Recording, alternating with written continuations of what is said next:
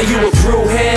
I'm a brewhead. Are you a brewhead? I'm a brewhead. Y'all are brewheads? Yeah, we brewheads. So pour a glass of craft beer, we can do this. Yeah. What's good, y'all? This is C-Certified Brewhead. Welcome to episode 172 of Beer Knowledge the Podcast Adjunct series. We're doing another in-person one. This is the, I guess, second one ever on this series with in-person, which is super fun. So we're out here at home. We're in Hamilton. Wow, man, we've known each other since 2016. I think we met. Rick and Paul brought us in.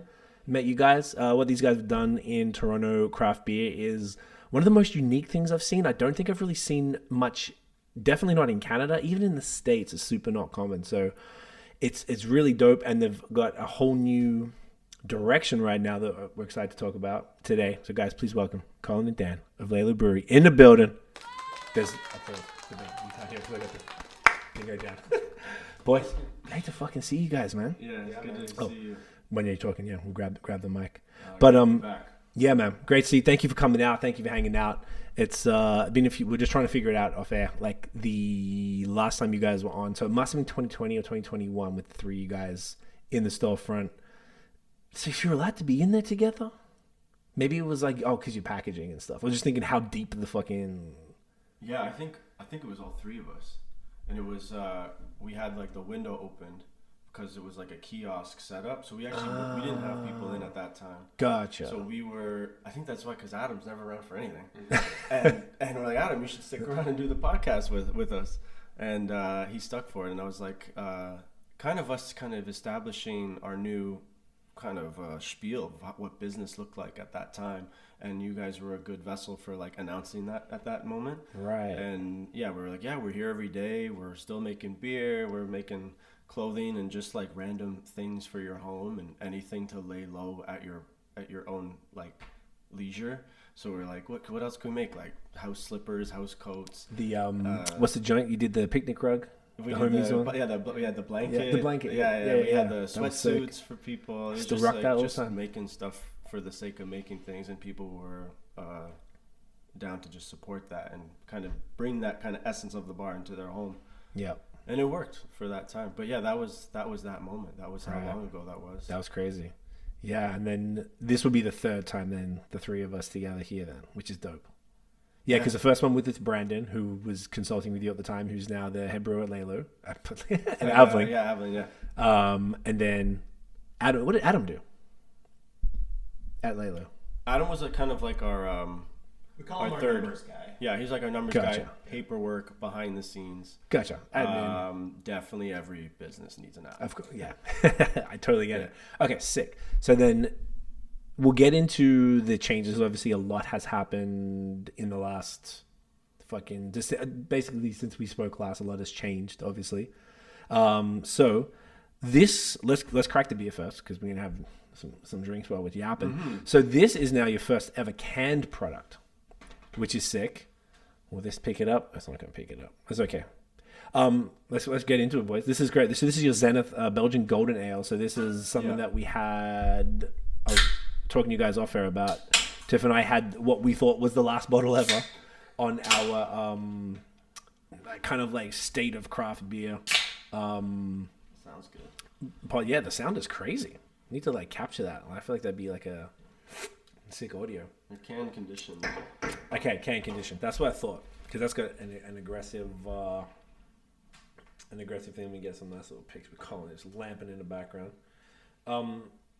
Tell us why you guys decided to choose this one to be the first sort of canned product that you guys have. Yeah, this one was actually always our best seller.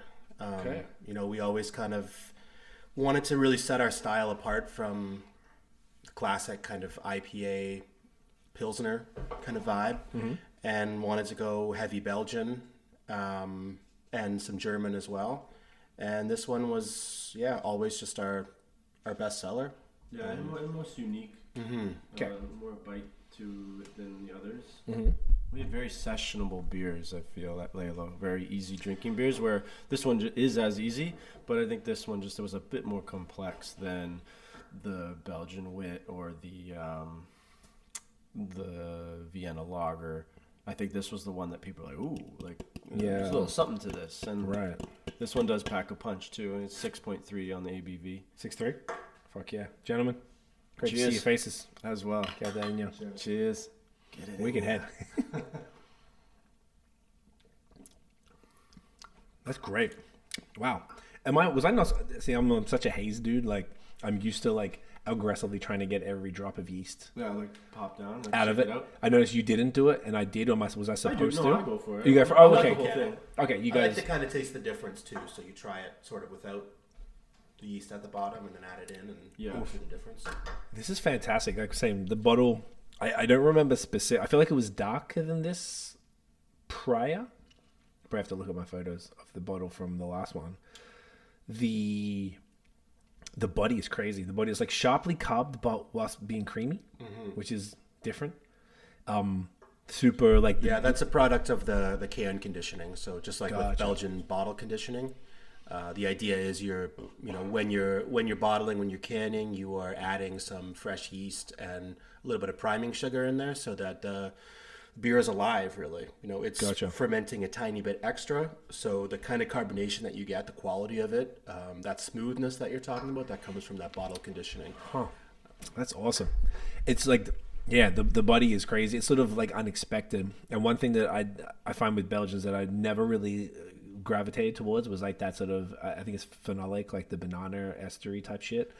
But this is like, it's present, but it's so subtle and in the background that it's like, it delivers what it needs to, while it's not being like the star of the show, which is a little more palatable to me personally. Yeah. I remember always enjoying. I gave this like 4.5 on tap, which is like, I must like when I first had it anyway, and I just same every time. Yeah. Like that means I fucking loved it when I first had it, and I think you guys are right. All your stuff I remember being super sessionable, just really crushable, and I think more approachable based on your the positioning maybe of the brewery, being that you got you guys were sold to me by our friends Rick and Paul, who are DJs, and they were what they said. I think it was just like, yo, hip hop brewery, maybe you could have said, and I'm like, yeah, let's go. And I was like really early on, like the pod had been around for maybe, when did you open? We 2016. opened 2016. Do you remember what Like in September. month? September. I was on the pod year and a half. Like in the summer, but like yeah, I knew Sweet Touch Forever, from right? before. Yeah. And even when they were like telling people it was a hip hop bar, I was like, maybe don't say that yet. I'm not done like decorating. Just like, Didn't know what's gonna happen. maybe let me finish the walls. But yeah, the essence was that. The music was that. And Right. It was just continuing that vibe. But Which is super rare. That's what I was going to get into in the beginning, that I hadn't. Most of the breweries I go to are all, there's metal playing or some sort of, like, it's not rap. Maybe in the States it's a bit more, but here almost never. And that was the selling point for me. But I guess the other point being that the patrons weren't just like beer nerds. So you would have definitely got beer nerds, but you would have also attracted, like, I saw so many of my music friends over the last couple of years, like, attend and post about it, and it always trying to trip me out, like Fresh Kills and stuff, Shasta Kills, Yeah. like and raving about the place, and I'm like, this is cool because they don't know shit about beer, but they love the place, and that means they're drinking the beer, and they're loving the beer, that because it's also approachable and it's not like this, like, I don't know. Sometimes the full beer nerdy stuff isn't as, I don't want to say welcoming, but you know what I mean? Like, it's maybe a little much for people who are like, if they have no knowledge of beer and you're looking at all these words. And you're it's what like the anything, fuck? right? You're a bit hesitant to kind of feel like a part of it. It doesn't feel like it's technically yours. It's kind of like you're a passenger. Yeah, and that was really important to us to really not alienate customers with that kind of, with that vibe, especially because, hip hop isn't really always associated with beer, at least kind of like high end craft beer, which was why we really wanted to, I don't know, I don't want to say capture that market, but really wanted to serve that community, And I think the number one, kind of concern we had was like, we want to take beer seriously, but we don't want to take ourselves too seriously. Gotcha. And I guess that worked pretty well, being that it was like, it seemed to be, at least towards the end. I mean, I guess, I don't know if we didn't really say it, but you guys closed the actual brewery late December 2023. Just a couple months ago. Yeah, which is crazy. Yeah. Which is wild. Should we maybe get in? Maybe we should talk about that from the beginning. So, do you want to talk us through the sort of thinking. I know we saw Colin. We bumped into each other at Superfest. Yeah. No, Supercrow. In the summer, Summer, which would have been September. And then we saw you, Dan, I think around maybe August-ish. We were driving past and you're out the front. Oh, yeah, and we're never, Portuguese sweep. setting that shit up. So we pulled over and said hi. So I got to you both around the same time. And there was no indication at that point, at least that you guys expressed to us, that this would happen. Yeah. What do you want to like? I mean, it like in the beginning, from COVID, from that initial change, and also being dads with kids, we spend a lot of time at home during COVID, and I think the model in our minds started to form into a different thought. Like basically, what we had created at first kind of started to change when we made that kiosk for almost a year and like lived on the main floor of Laylow and didn't have customers at night, and we were home at a normal hour. There was a kind of this thought, like, imagine we did this like 9 to 5 and closed up. Like, it was just kind of an ongoing conversation. It wasn't like, let's shut it down and do it, but it was like, you know, if there was a opportunity or if something were to happen, maybe that would be something we should think about as a plan B. So it was more just like it was a thought for a while. And I think we were always kind of thinking we want to get out of that space because it was treated us really well. The walls are very special and they're very emotional. It holds a lot of memories, but it was just a space. I think eventually we're like kind of over the space. We're like, you know, we could do this anywhere. And now that we've kind of established ourselves, maybe we could be better off doing beer on a larger scale, and maybe we open something down the road. But I don't know, we just kind of got in that zone of like, it doesn't have to be every night. It can be spread out, and it could be even more special for events to happen in the city. And it was just it was a about thought. connecting with the community as well. Big time. I mean, it was really what it came down to was the people that made the space. I mean, we were nothing without everyone, and it would never really started until we had that real feeling of community, thanks to awkwardly COVID, which kind of really reined it in. And yeah, so that was kind of like just a thought about it. And then, you know, as years passed, you know, rent's going up, people are owing money, like things started to get a bit more complicated. Also, COVID was just such a massive change in people's habits in terms of how they go out, how they socialize. You know, I mean, there was never an event like COVID in recent history where there was a time where you just could not go to a bar, you could not go to a restaurant, couldn't go to a brewery. So you had to stay at home. You had to socialize at home, you know, in whatever way people were at the time. Sometimes not even at all. Right. So, I mean, that really just forced us to kind of reflect on, like, how do we, like, what opportunities does this new model kind of present? But also, like, you know, what do we want to do? And also, what will the future of kind of socializing be like? And are there going to be any long-term changes as a result of COVID? I think we're still seeing that there are some, in terms of, like, I don't think it's bounced back quite to how it was. People aren't going out quite with that same frequency. I think so. I think a lot of people realized, you know what, like, I can chill at home. I can go to a party. I can buy beer. I can make food. I can do things at home. I don't necessarily need a space to do that. What I need is good beer, good food, good vibes. And you can create that yourself. That's a good point. I guess it did change. People, like, someone said to me, a mate in Australia on the pod from a brewery was like, not so much in Canada, but if you think about like pub culture and like, you know, like as soon as you're, well, in Australia it's 18 and here it's 19, but as soon as you're of age, what are you doing? You're fucking going right to unless you're cheeky and doing fake IDs or whatever, which I didn't do because I looked 12, but I was excited to get my ID, so I'm like, let's go. And like we were clubbing 4 nights a week, like for years. So I was like 23, it was crazy. But think about it, if you turned 18 or of age in 2020, you don't know that. You were not embedded in that pub or club culture. So you're not used to going out. You're used to doing what you're saying, like friends, you know, parties, ordering in, whatever it is, cooking, whatever it is. Like you're not used to that sort of like way of entertainment. So like it completely shifted a generation of people, which we probably haven't seen the full effect of just yet. Maybe to a degree. I don't think breweries would have seen it. I don't know how many 20-year-olds are hitting up breweries because they probably can't afford it for the most part, I imagine. But like, yeah, it changed the whole way people think and people operate. So I definitely I think you're totally right, especially younger people. But I think it hit us at a different time because we had just had kids around that time.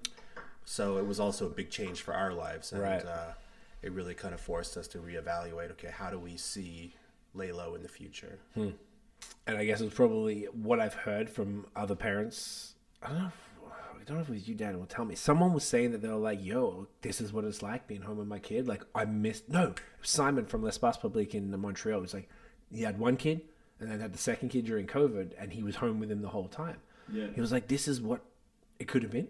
I could have been here, and I missed all of this with my daughter. Now with my son, I got to see it all. Yeah. And I think maybe, does that resonate with you guys? It was like, oh, I got to see more of my kids and you know, those little small things that maybe whoever's staying home with them, whether they're in daycare or your partner's taking care of them. Yeah, I think for a lot of people, they felt trapped during COVID and isolated, but I think it was, personally, I think it was great for me because, I got to spend all my time with my family. Yeah.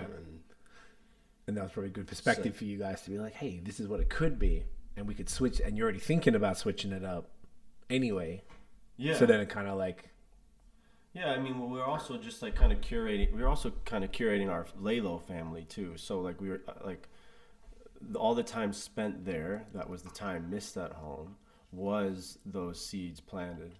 And so I guess when the time came to think about leaving, it wasn't as worrisome as maybe we thought about it beforehand. We're like, oh, we're never going to survive through COVID. We're going to have to close and leave. Whereas we got through COVID, ended another year after, and then at that point it was like, I think everyone's going to come with us. I think we just have to, do everything exactly how we've kind of laid out in the beginning and just kind of stay true to what the brand has already become. So, yeah. The question was, why did we leave, right? Yeah. It was like, what was the thinking behind? Yeah. So there was that. There was all these initial thoughts before. Right. And then was like, you mentioned rent. So the rent went up or something? Rent was going to go up. It hadn't gone up yet. So you but there was also like all these loans and things to be paid back. And there was a really good opportunity to still get out and have stuff left over and build from it. And it was kind of what we thought about was going to happen. Colin almost predicted it was going to happen. Mm-hmm. And we just put out a Hail Mary in like end of summer, hoping we got an offer before year's end, and we got an offer in like November for the space. Oh, okay. So you had to like sublet it or something? We just sold the lease of the space. Okay. Yeah. But it really came down to the wire. It was like days before the end of the month. Right. So it was everything really came together very last minute. Okay. It can't really be overstated just how insanely expensive everything is. Yeah. Toronto's bonkers. When operating a business, and like I just don't think people realize that. They go to a restaurant and they're like, why is my burger $17? Why is my beer $10? It's like because the rent is like thousands of dollars a month. Yeah. Yeah. So the overhead was just insane on that space, and yeah, we just thought maybe we don't need this. Okay. Now it makes sense. And you've been able to say, like, when I saw it online, obviously, like I'd spoken to you, Dan, I spoke to you, I think, about it briefly or whatever, but my perception of it based online was like, that was it. And then when we spoke, you were like, bro, come on, man. Of course we're doing. I'm like, sick. All right, sweet. Like that wasn't what I took from it. But maybe I should have read through between the lines a bit more. Maybe I may have been sad that day. I don't know. I could have been like in my feels because it was hard. It was a hard thing. No, I can imagine. It was your whole life for what, 8 years? 8 years? And it was a consistent social experiment of just constantly being involved with artistic influencers and creatives in the city every night, and just new people who just just liked the vibe. They didn't even have to be in that realm to enjoy it. So yeah, it was really hard to leave something that was just so stimulating consistently. But yeah, I mean, we're very self-motivated guys, and we both like know what like the end game is and what the goal is. So it was just like, okay, we've been adapting this whole experience. I mean, lose a chef, gain a chef, broken window, fix a window, flood, fix the flood. Like, you're literally just adapting to circumstance every day. And just, it got almost comical throughout the years. It's like, well, it could be worse. It's like, yeah, I guess so. And just kind of move along. And and then we just got to the point where it's like, okay, well, I want to keep making product. I think we can still create great events, and I think the beer is strong to make a splash in the city. So we kind of just took what we got from the sale, and now we are like on the very tipping point of releasing this next week, May 1st. I was about to ask when. I meant to say that in the beginning, like, when is the beer available? So May 1st. May 1st I send out deliveries. So okay. It's we got about, I think, 13 bars in Toronto that are signed up right now. Love it. And still looking to get it into a lot of great like music venues in the city, and anyone that just exudes that community, you know, bar vibe that just it feels like home, and it feels like a place that patrons of Laylow would also go to. Okay. And if people, so obviously you're just rolling it out, so it's going to be a process of like, you know, you're in the sales thing, so you're going to slowly get people. And we were talking, we're going to be focusing mostly on Hamilton and Toronto. Yeah, for the beginning, absolutely. Yeah. I mean, like, good again, just start. Figure it like it has to be, make it work for our lives, right? I mean, that's the goal is, like, obviously we're trying to balance everything that is going on at home and be able to kind of like what's doable and what isn't doable, and being reasonable with ourselves. Yeah, everything about Laylow has always been DIY, right? So that's going to include the deliveries as well. Right. So you guys are taking care of everything. If someone's emailing to buy the beer, they're speaking to you guys. We text each other. Do you want to do it or me? Yeah. Right. Like, sweet. Who's closer? Okay, that makes sense. So it's a great start. So if people, just to put this out there from the beginning, if people want, like, if there's a venue, whether you're a bar or indie bottle shop or wherever, you don't have to be in Hamilton or Toronto, by the way, right? Like, if you do get interest from somewhere else, like London, Kingston, Barrie, whatever. Oh yeah, we'll figure out how to figure it out. Ottawa. What's the best way or if you're a fan of Laylow and you're like, I want to be able to get the beer, what's the best way? Should they reach out to you guys? Should they tell their favorite bar, hey, you should stock it? Like, we're in the process of just kind of developing like a new link on the website that'll essentially just bring you to an ordering template for a bar or a customer. But a customer can order direct. Yeah, but we'll keep it to, you'd have to buy a case. Because we're not running around like driving around 4 beers to someone in London, right? Could you just do shipping? Like, I mean, I don't want to pay that. I mean, it can get logistically strange if there's just like a small amount, but gotcha. You have to have larger minimums. Okay. Yeah. Are we allowed to say where it was made? I think so. Yeah. Yeah. Because usually it should be on the can anyway. Yeah. Yeah. Okay. No, I didn't get to shout out Brandon as well. Yeah.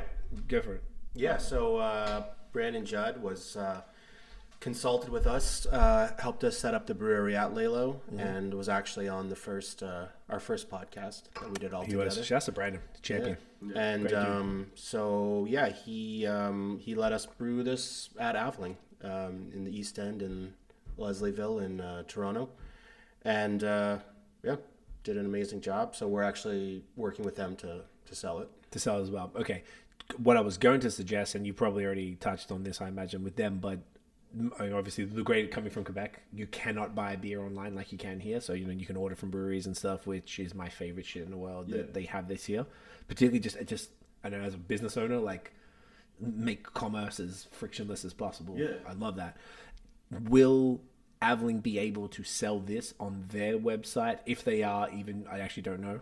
Do they have a web store where they're buying shit? They do, yeah. They do. I don't think they'll be selling this, but we'll have something similar where... Okay, so then you could do it that way. Okay, I was just wondering, because if they're doing it where, the shipping is 10, 15, 20 bucks, whatever it might be, maybe, it could be something that they could just add on there. I'm just thinking if they could, otherwise you could do it yourself. Yeah.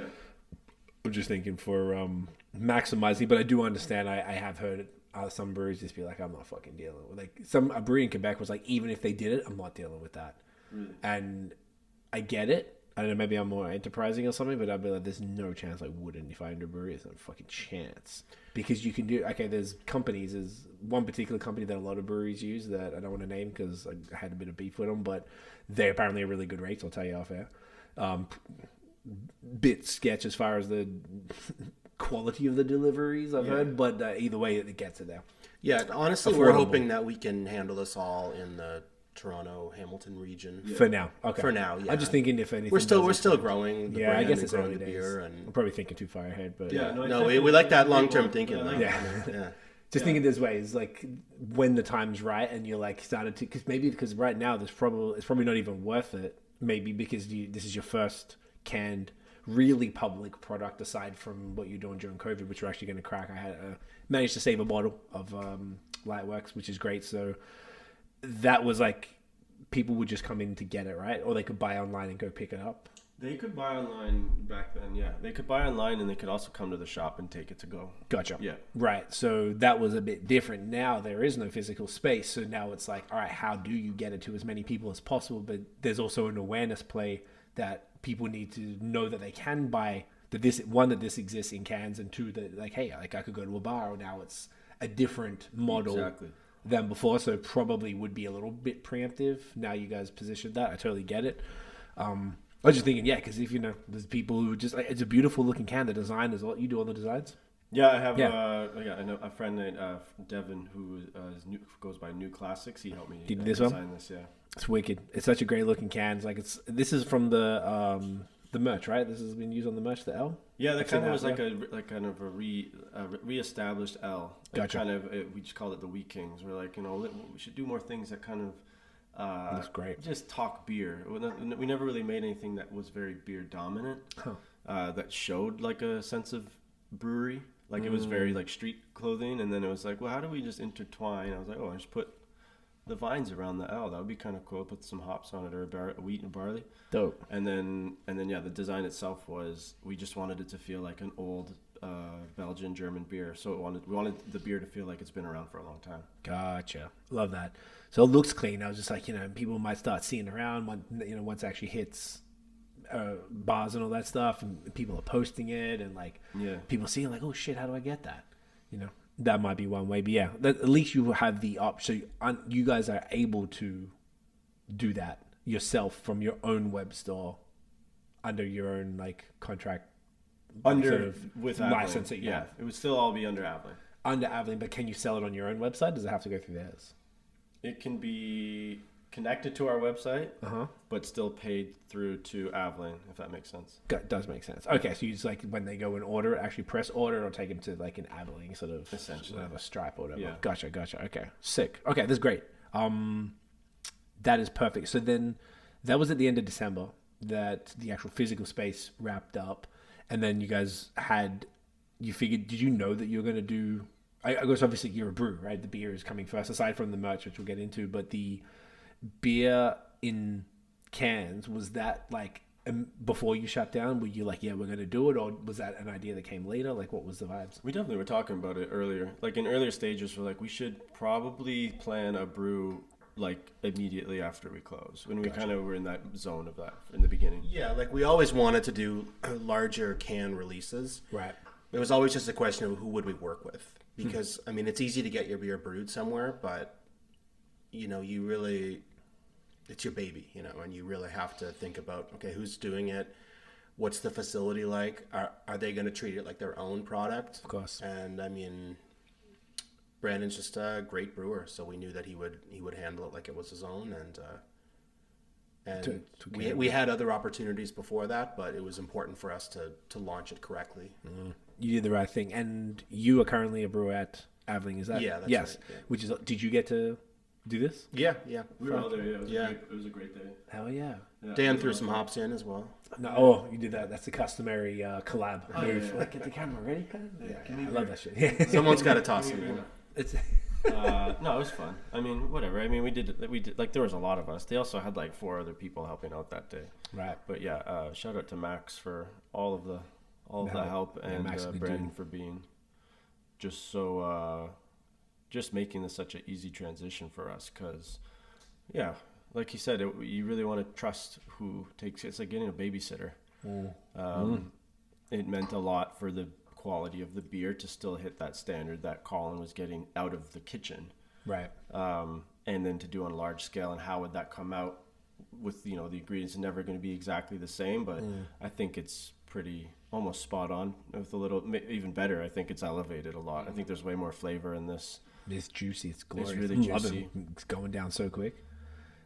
That's great. Okay, so it's really cool. It's almost like a bit of a hack that you are working as a brewer at the plate. I mean, obviously Brandon's guiding it from what I'm understanding there, but like that's so dope, because I don't know what the rules are in Ontario. I know in Quebec it's illegal. Say if you were in Montreal based and you wanted to contract there, like the only people who can touch anything are the employees of the brewery doing the brew, not the contracting company. You're not allowed to go near it. Oh yeah, exactly. So Is that the same here? Well, he is a. That's what I'm saying employee. though. That's the hack. Yeah. Is that To be honest, I don't know if that specific to Ontario? rule exists in Ontario. Okay.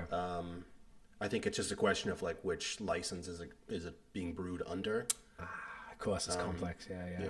Okay. Either way, though. But either way, I mean, Either it way. was certainly perfect. helped that I worked there as well. Yeah. So. Fuck yeah. So you get to really watch over it, and Brandon design. Yeah, exactly. I mean, I could come in every week and try to take a tank sample. And, Make sure she's on point. Yeah. And didn't Brandon design the early recipes? He did, yeah. Yeah. Which all of them Um, or most of them? Because I know that like you sort of I training. think he was there for. He was actually there for the first 40 brews. Oh wow. We did. Ghost in a Shell, It worked out well because the 40th beer we did was the I won. Yeah. Hops on my sleeve. Yep. Yeah, the which is juicy great. Which is IPA. like our first IPA. And Yeah. then the last Oh, yeah. beer we did was 440. Oh, that's cool. So we That's did. nice. And that was Brandon's last beer, was the collab with you guys. That's true. Oh no shit. So he did 40, and then he left, and then I did 400. Right. Okay. Because he was sort of training you up. That Yeah, was the exactly, intention, right? yeah. Getting you and Yeah. used to that system, really nailing it down, and then the next step. Now you're in big leagues, doing the big stuff. Okay. I love that. It just makes so much sense. Yeah, It's like it couldn't have been more perfect. Yeah, it's funny to like look back and see like the Colin's brewing journey, and like Yeah. you see like, I mean, literally starting from home in his basement, then going to a kitchen, then brewing like on large scale, like at Avling. It's kind of cool to like see. I don't know, you've kept that passion pretty strong. It's really cool to like just see, all that hard work. Yeah. I don't think people really understand. Like it was how the beers had no business being that good out of Laylow. Would you say, is it fair to say glorified home brewing? Like it's like the next level up. It's like a grandfather level like home brewing type shit from what I've seen. Like it was so crazy that you guys were able to pump out that many different beers at that level of quality and consistency. I feel like every single time I had like pretty much all the beers multiple times. Like I think my favorite would probably be Black on Both Sides. Like fuck yeah. That one would probably kill it. It looks so sexy, like all black can. Like fuck yeah. Yeah, I mean, I always think of it like baking bread. Like you can, if you're a good baker, You can do it anywhere. you could do it at someone's house. You might not be able to push out 100 loaves a day. You're not going to be as efficient. You might have some variability because your equipment isn't perfect, but you can still make amazing bread at home yourself. I like that. It's a good way to So look it's at more about like, what do you know? What ingredients are you using? Are you using those ingredients the right way? What tricks do you have, as opposed to what equipment do you have? Because I mean, look at it the other way. How many beers have you had from breweries where you've been underwhelmed by them? Those breweries could have cost millions of dollars. That's true. Yeah, that's a really good point. It's really all about like dialing it in and like the skill of the brewer as well, like you said. Yeah, which is cool. It was just more of a like, you 100% right, and it's just like when you see, if people ever saw it, it's the same kitchen that the chef was using, essentially, right? Yeah, I'd come in the morning, And then- brew, and then by the time I'm cleaning up, Chefs switching it up. chefs are rolling in. Like it's like a bit of a trip. Is like hadn't really seen any. I guess is that Yeah, considered because nano? people would always come in and they'd be like, Pico, "Oh, where's the maybe. brewery?" And it's like, like you're looking at it. Yeah. Same place you were getting your doubles from. Is it technically, was it considered a pico brew? I think that's the one below a nano. Yeah, I think so. It was that 100 liters. 100 liter. So we would manage to squeeze out 3 30-liter kegs of brew. Okay, that's pretty sweet. So that how long did that last? I guess you guys were like pumping through it pretty decent. Maybe COVID would have been a different time, I guess, but yeah, COVID really fucked everything up. Yeah. In some ways, and it made it better in other ways. Yeah. But in the sense of it really changed the scope of the project. Gotcha. Okay. I mean, all things considered, my the vibe I'm getting is that you guys are pretty satisfied with this newer direction. Like, it seems like it aligns better, and also you did it for what, 7 years, just over. Yeah. So it's like that journey, fantastic, loved it.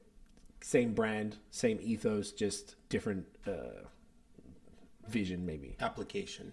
Yeah. No, Absolutely. It's definitely it's kind of a refreshing change. I mean, the late nights were a lot, like, that's for sure. Yeah. But yeah, it's more for me. It was more like just letting go. The hardest thing about letting go was how good our music scene was getting. We were doing so many live shows, and it got to the point where I was like, wow, this is becoming like a music venue, right? And I was like, oh god, not now. Yeah. Not now. Why is everyone coming to play? Like towards the end, right? It just was epic at the end. Our capacity enough times. Oh yeah, by that end. Now you can say that last month was beautiful. Absolutely beautiful. What an experience. Don't tell the fire inspector. No, well, what are they gonna do now? Yeah. Fuck you, man. Yeah, exactly. Well, that like makes more sense to me. Like I was saying earlier, like my rap friends were there regularly, whether they're DJs like, T Junior, Shasta Steffas, she's a G, like, Kills and them, like just mad people I knew were just there. Any people that I didn't know personally, but I knew them as artists in the scene. I was familiar with who they were always coming through, and I was like, oh, this is like a spot. And it's just so like it was the one time where I felt like my worlds collided, like they don't typically at all. Like, so it was very cool to see it, even like it did immediately, because with Rick and Paul introducing us, and then going there whenever we were in Toronto, we usually came by, and then we did the song for my album. And then now then seeing all the like, I just felt like it just kept like getting more and more, like you guys sounds like that's the perception I had, so that sounds like that's accurate. That makes sense, because you're talking about your worlds colliding. I mean, that's literally when Dan and I met. It was because we were working in a brewery, loving the beer, but we sort of bonded over talking about, like, I wish the music was different, I wish the vibe was different, and that was how we. And then from there, it was just brainstorming. Okay, what would a space look like if we open it up together? And that was when we really decided, like, okay, like, what's important to us, beer and hip hop. Yeah, we were like, our first thing was like, imagine playing a whole Roots album at a brewery, like front to back. We're like, imagine just doing that, and that was just like, we just like sat like, huh, like we could actually do that. A that. whole Roots record, eh? No one would ever do that. No bar is doing that in our city. No one was playing the Roots front to back. Like, no one was playing the Roots. Let's play the Roots all night. Yeah, like. And that was like literally like we'd go home with that thought, like, God, could you imagine a real hip hop oriented brewery? I was like, fuck, that doesn't exist. No. And that was kind of like the beginning phases. I remember at Hole in the Wall, like across the street from where we worked, and that was like the first conversation about what if this existed, and I'd be like, fuck, I'd go there every night. That's so sick. And that makes so much. As you guys were saying that, I was trying to think. I was going to write down these names. I like that. Worlds Colliding is a good name for the pod. I like that.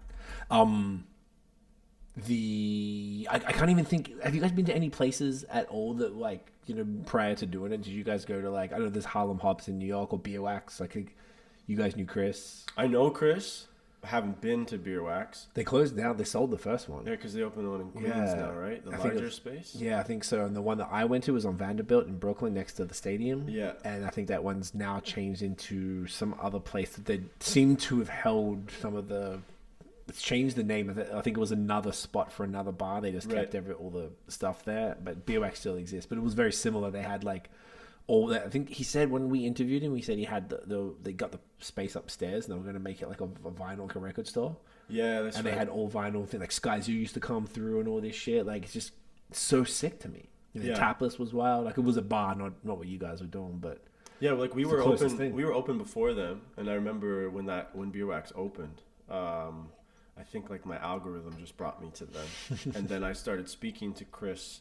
Like I just started shooting him messages like, "Hey, I love what you're doing. I'm a huge fan of your space. I've never been. I don't know if I ever make it, but I want to send you some gear." And we just kind of started a great like friendship over the internet over the years about owning a business and talking music. But I have never been to a space like Laylow. Like, and in like all worlds colliding, it's really good. Well done, guys. You all said that, but it really is like the music scene, like-minded people, no bullshit, guards down, no judgment. You know, not your typical brewery, and it really worked. I've never experienced a place like that. There's certain bars in the city maybe that had that maybe because a certain band was playing or a certain album was on at that time, which set the tone of that space. But I've never been to a place where I knew consistently I was going to get what I wanted every time. That's key, eh? I need to know the vibe is set. Yeah. A high standard of vibe. Yeah. If you're going to spend the night there and like, and particularly because you guys had the food, which made it was like, oh, I'm like parked. Right. Like you rock up, you know, you can drink all night. If you're not driving, you know, crush some great beers all night, go through the color wheel of all the different stuff, you know, the Vienna, which was, what was that called? The Northern Touch. That shit was fire. Yeah, we was that a opened that Belgian back. Vienna or OG Vienna?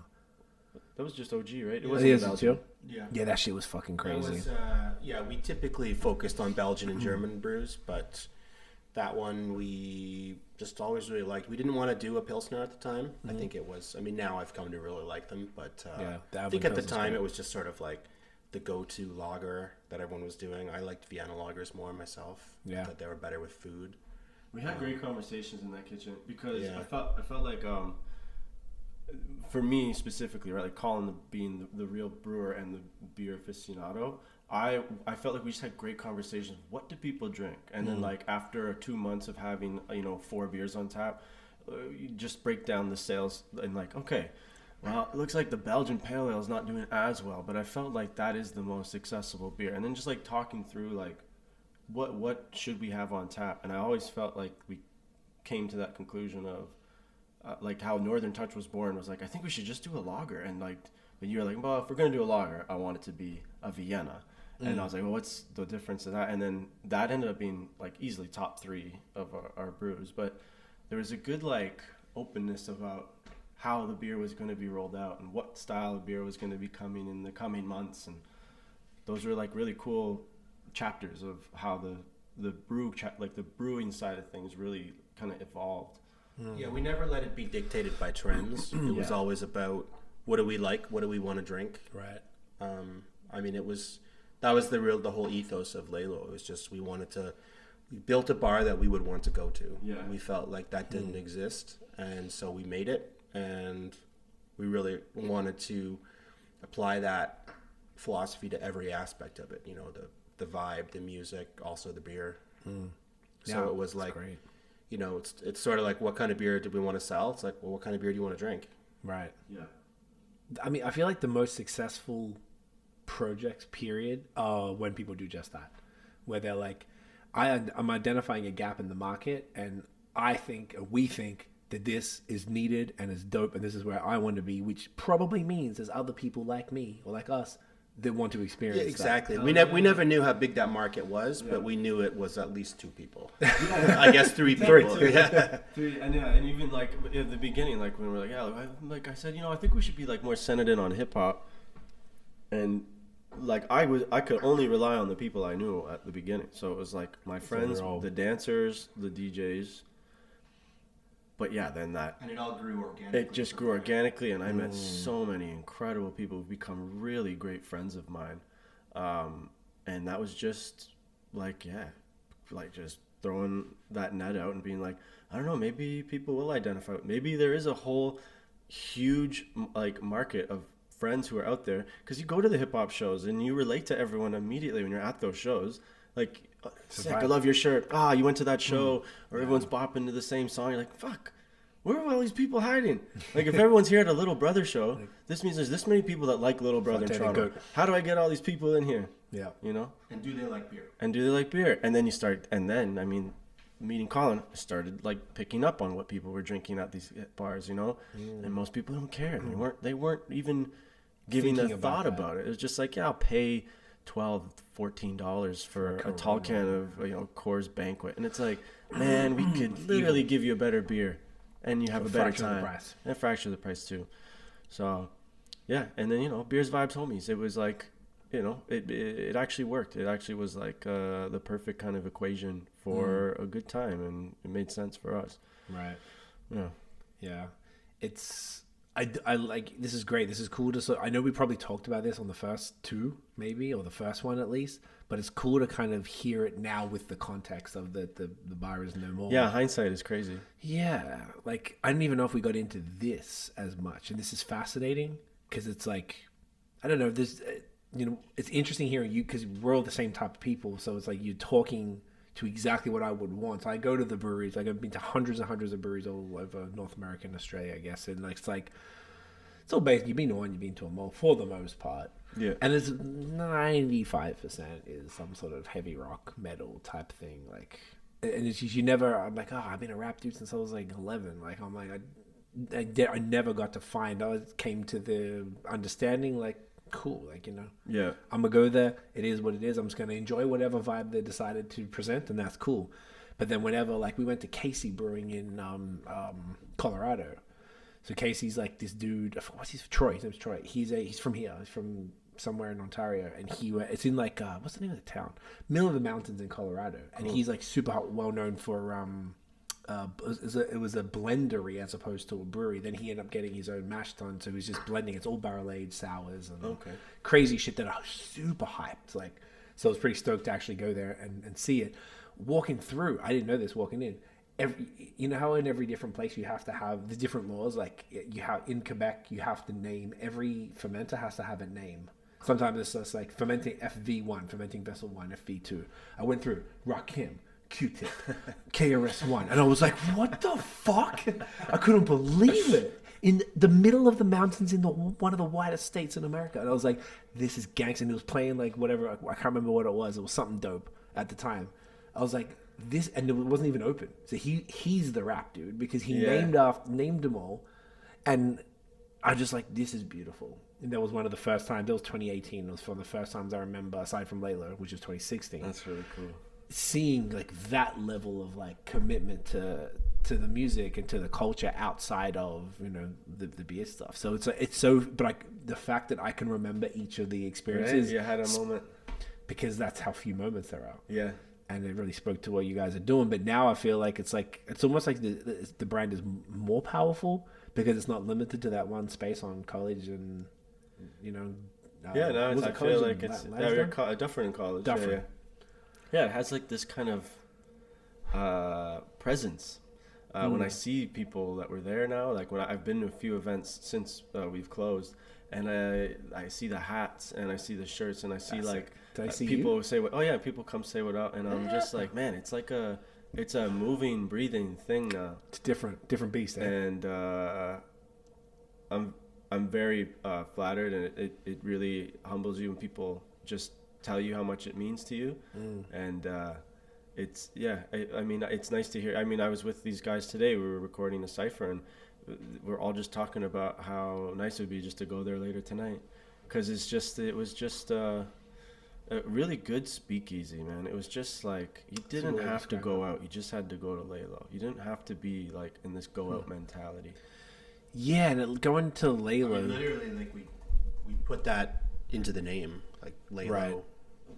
Perfect, right? That was why we picked that. It was to really capture that idea of not wanting it to be a massive thing going out. It's like, it should just feel like going to a party. It should feel like going to interact with your community. Yeah, which is really like we really feel like we manifested this, and based on our own community, our own interests, our own vibe, that we were trying to put that out there and see what happened. Yeah. Yeah, it's beautiful. And then on top of that, then the second part of Laylow that's probably come to sort of be known about the brand the most is sort of what you just referred to, Dan, was the merch.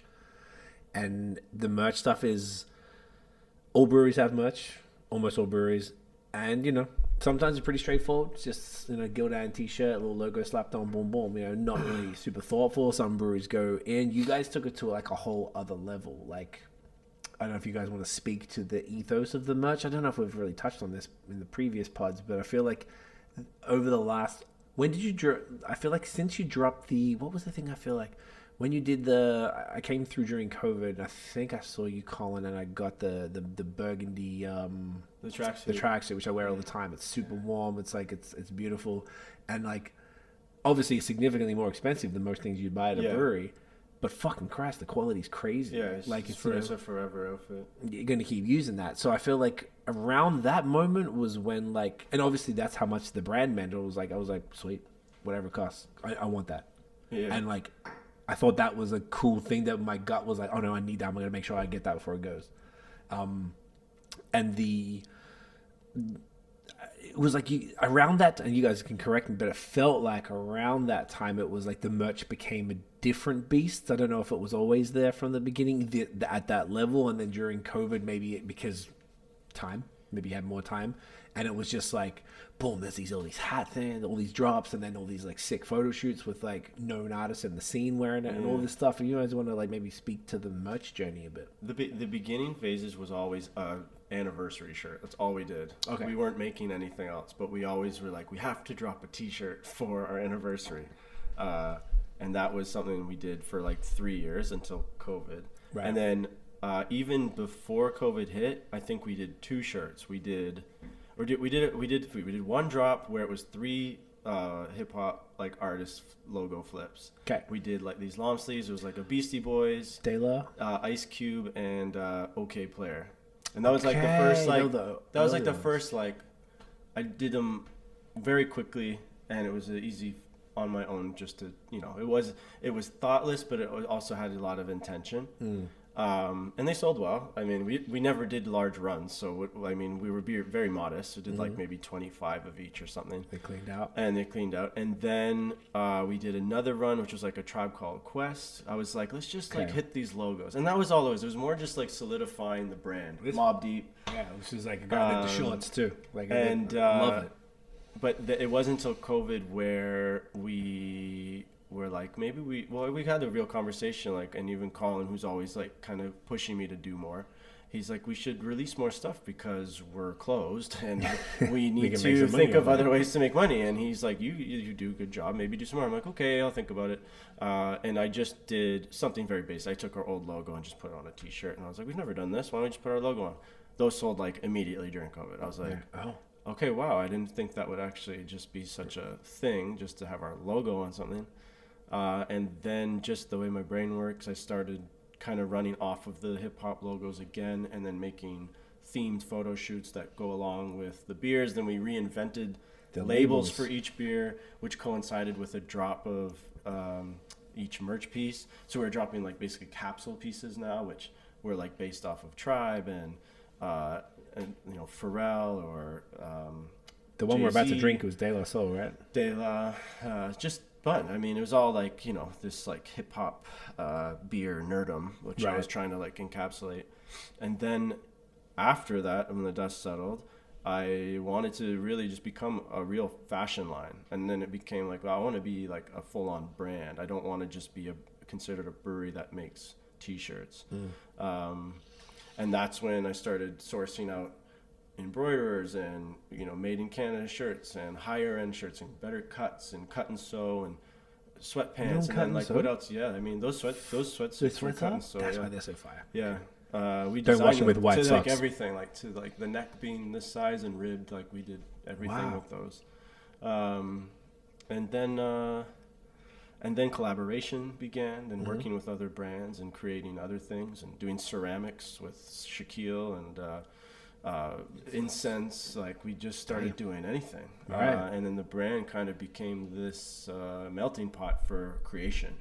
And now it's just cool because I feel like I'm watching trends and seeing what's cool, and I'm basing a lot of it off of the 90s, which is like, hence like, this reminds me of like Banana Republic or what like, we used to wear with like our Timberlands in high school. Yeah.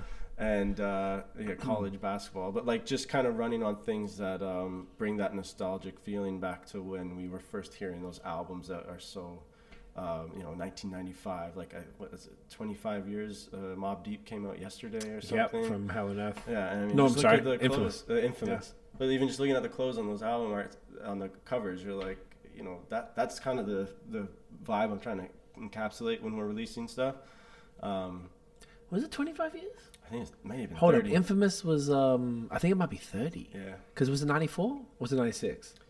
It was 96 was Hell on Earth. 96 was Hell on Earth, so 94 was 4. Infamous. So it'd be 30 years. Yes, 30 years. I saw it on Twitter, yeah, like April 25th. Yesterday. Yeah, it was yesterday.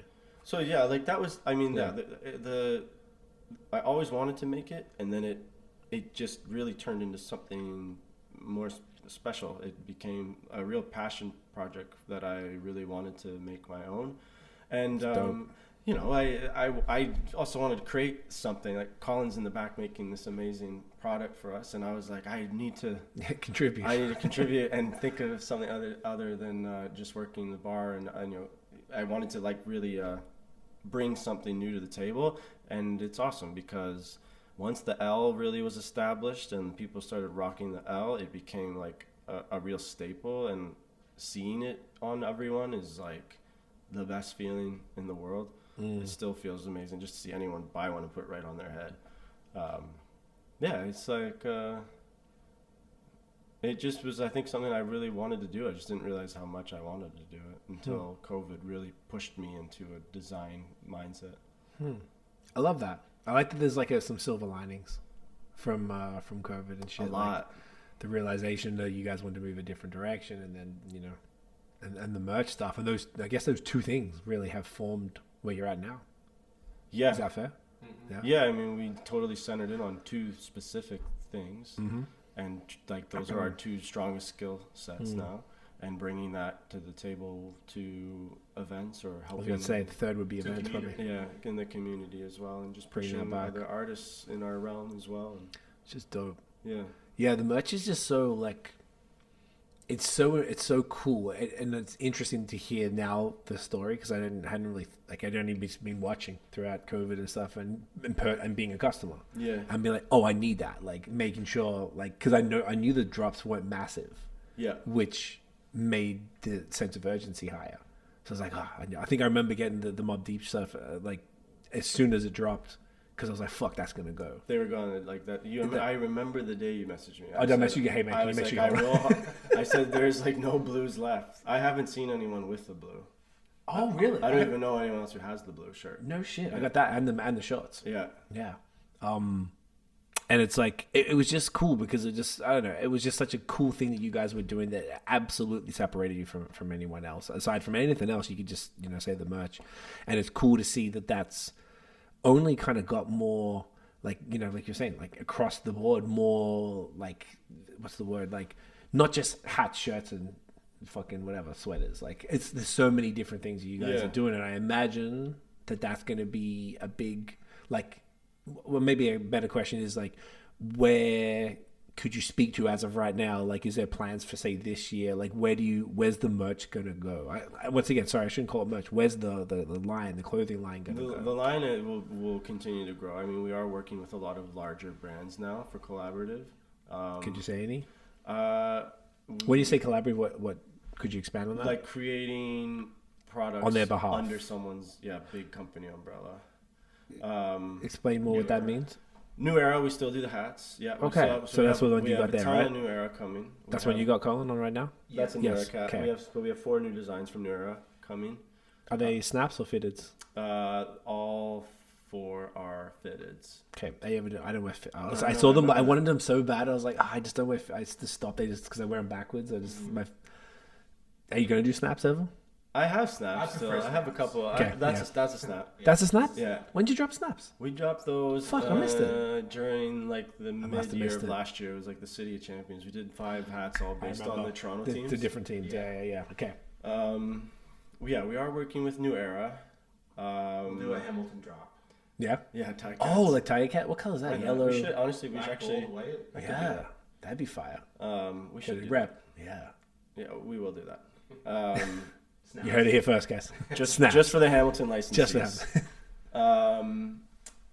Yeah, I don't know if I should say anything yet, but Well, you have to say the names of them, Yeah. but like even just what that looks like. So as in when you say, well, we could, but true. also I have to just write down some timestamps to make sure I don't fuck that up. I know, right? But that's no problem. But the like when you say you create, so do you mean you've got an agreement, say with New Era, since we've said that, and we can say that from what I understand, because when we were doing music touring and stuff, we were having to get merch, and we always wanted to, because my brother worked at Hats, so I worked at Lids, so he was making our merch not hand stitching with a fucking needle, but on the machine he'd design it and be able to stitch the hats for us. So it was all like custom, and he did it like properly.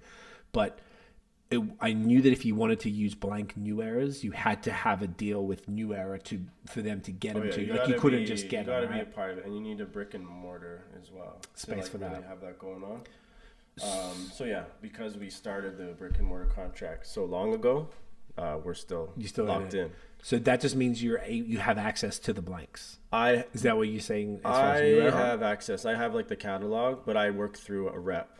Gotcha. That works with them, and then we design them together. Okay. And then they get approved, and then So they New come Era from has the to States. approve all the designs and stuff, eh? Oh yeah, absolutely. Fuck, that's intense. Yeah. So that means it's real legit. Like It's incredible. that's amazing. Yeah. So the then, hats, the quality is like it's the it's the the hat go. of the hat. It's hat of the hats. Yeah. Yeah, totally. It's Yeah. like that's when I saw him. I was like, I must have. I remember seeing him. I don't know. Maybe I didn't like. Maybe not the color. I'm not like a basic bitch. I just wear like gray, white, and black, and that's kind of it. Yeah. Well, this is a bit of an outlier for me, but like because it's Mob Deep, so I was like whatever. But the other ones you guys are working with, are you as far as like don't say the names, but when you say you're working under big brands, is it the same concept, or are you doing?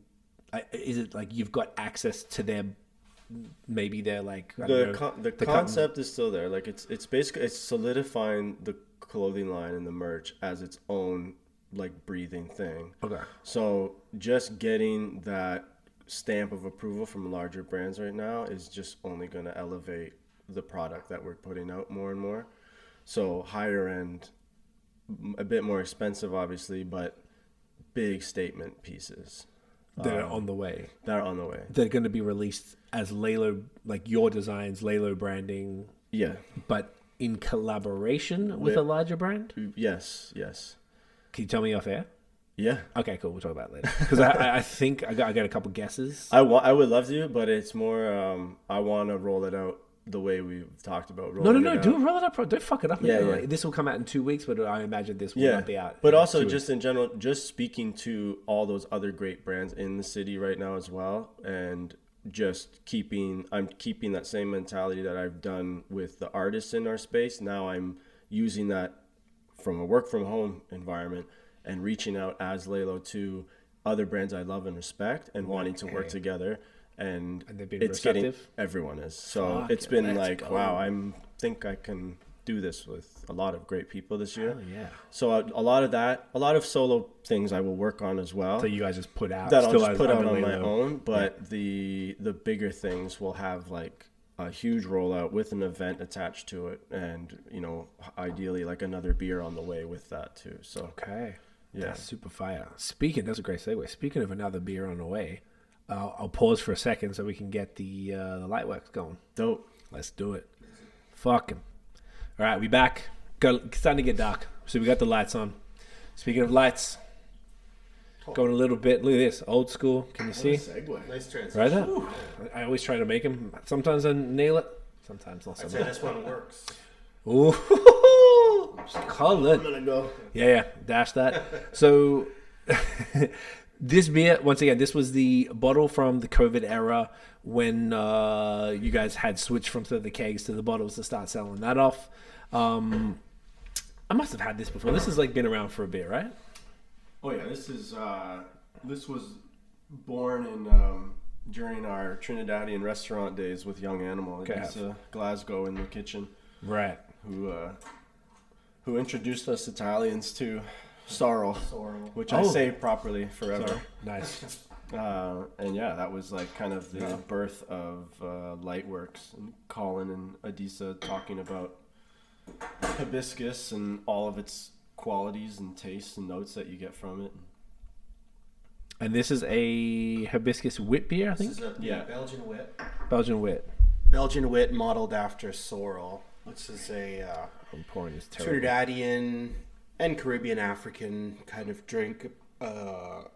Basically hibiscus, sweetened and spiced hibiscus. Okay. So, yeah, decent young animal got us into it, the drink, and then I thought That was this one great. worked really well in Belgian wit. Okay.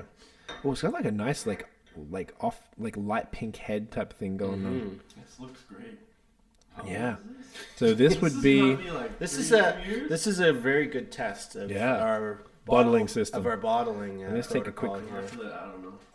Yeah, this is ooh, I can smell. Honestly, I didn't realize it was sorrel. Smells great. Smells Yeah, like it's crazy. It's smells like wicked. strawberries. Yeah. Tiff's mum, fortunately, Yeah, that's because crazy. Tiff's mum makes sorrel every Christmas. Yeah. It's so fucking good. Do you do it like rum? She adds some rum in, I believe. Yeah, she always brings over like a wine bottle. And then one time, I think we had like 4 different of her friends, sorrel and hers. Like we did like a lineup, and you try them all back to back. And everyone does them so differently, different like levels of ginger and like whatever. We So- used to, did we ever put dates on the bottles? Yeah, we used to. We used to do a sticker. Yeah, we had Yeah. a sticker. This might have been before that though. Yeah, This would have been. This was when we did You know like what? the tie-dye shirts. Yes. So this would have been. So if I go, hang on, let's It's say. one of my favorite labels. Yeah, for sure. It just works so well. Even the newer one we did too for it. August 5th, 2020 Wow. was the one we did together with the 3 of us. Beer? Yeah. Just under. Wow. All right, cheers, boys. How is she? Yeah, the nose is crazy. Crazy smell. Is that how it's supposed to taste? Tastes great to me. No, I mean it doesn't taste how it's supposed to taste, but it does taste good. Okay. Yeah. Agreed. That sounds Yeah. Yeah. No, it's a little It's really crazy on the nose. Jammy, very this is jammy. this is why this is the advantage of can conditioning, bottle conditioning, right? Right. That stuff will last a couple of years. You know, These bad boys. these Gotcha. ones, I mean, they'll slowly start to oxidize, but depending on how that changes, Mm-hmm.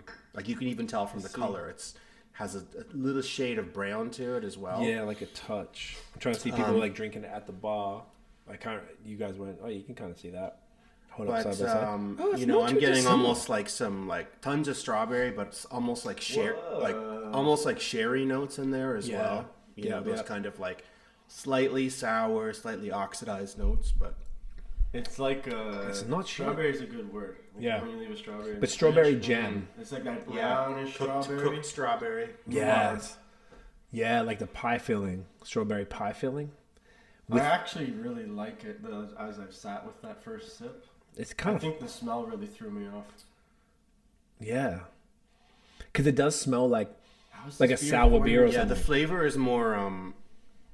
You get some It's been kept spicy pretty spicy consistent. ginger in Yep. there as well, Okay. and tart as well.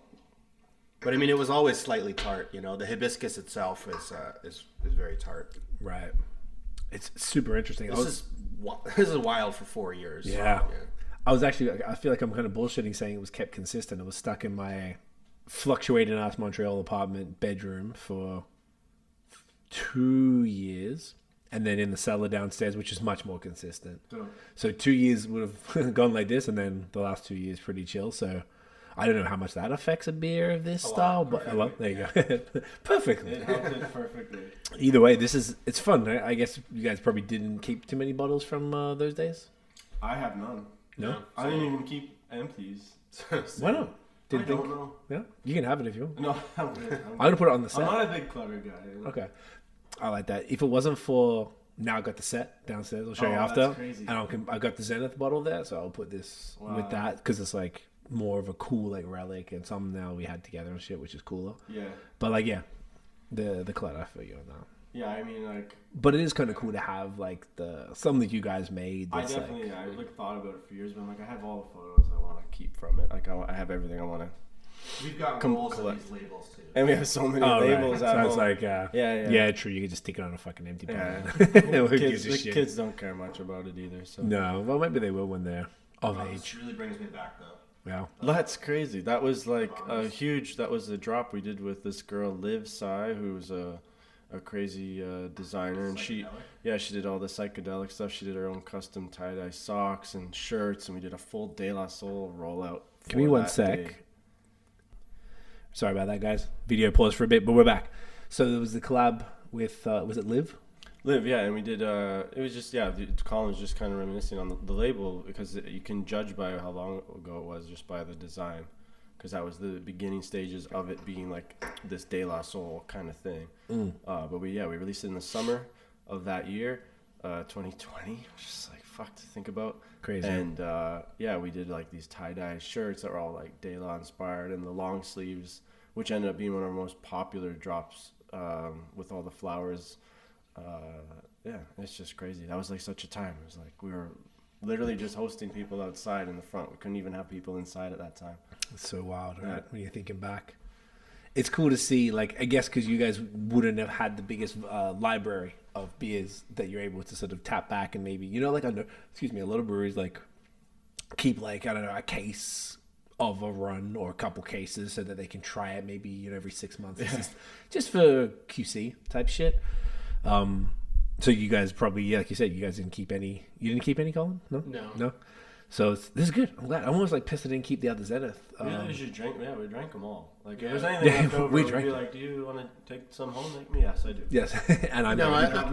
I mean, this Zenith that we brewed, the can conditioned one, this one will last. But the other Yes. ones, I mean, It's most bottles, beer right? that you get, unless it's can conditioned or bottle conditioned, it's not really going to age that Super well. Yeah.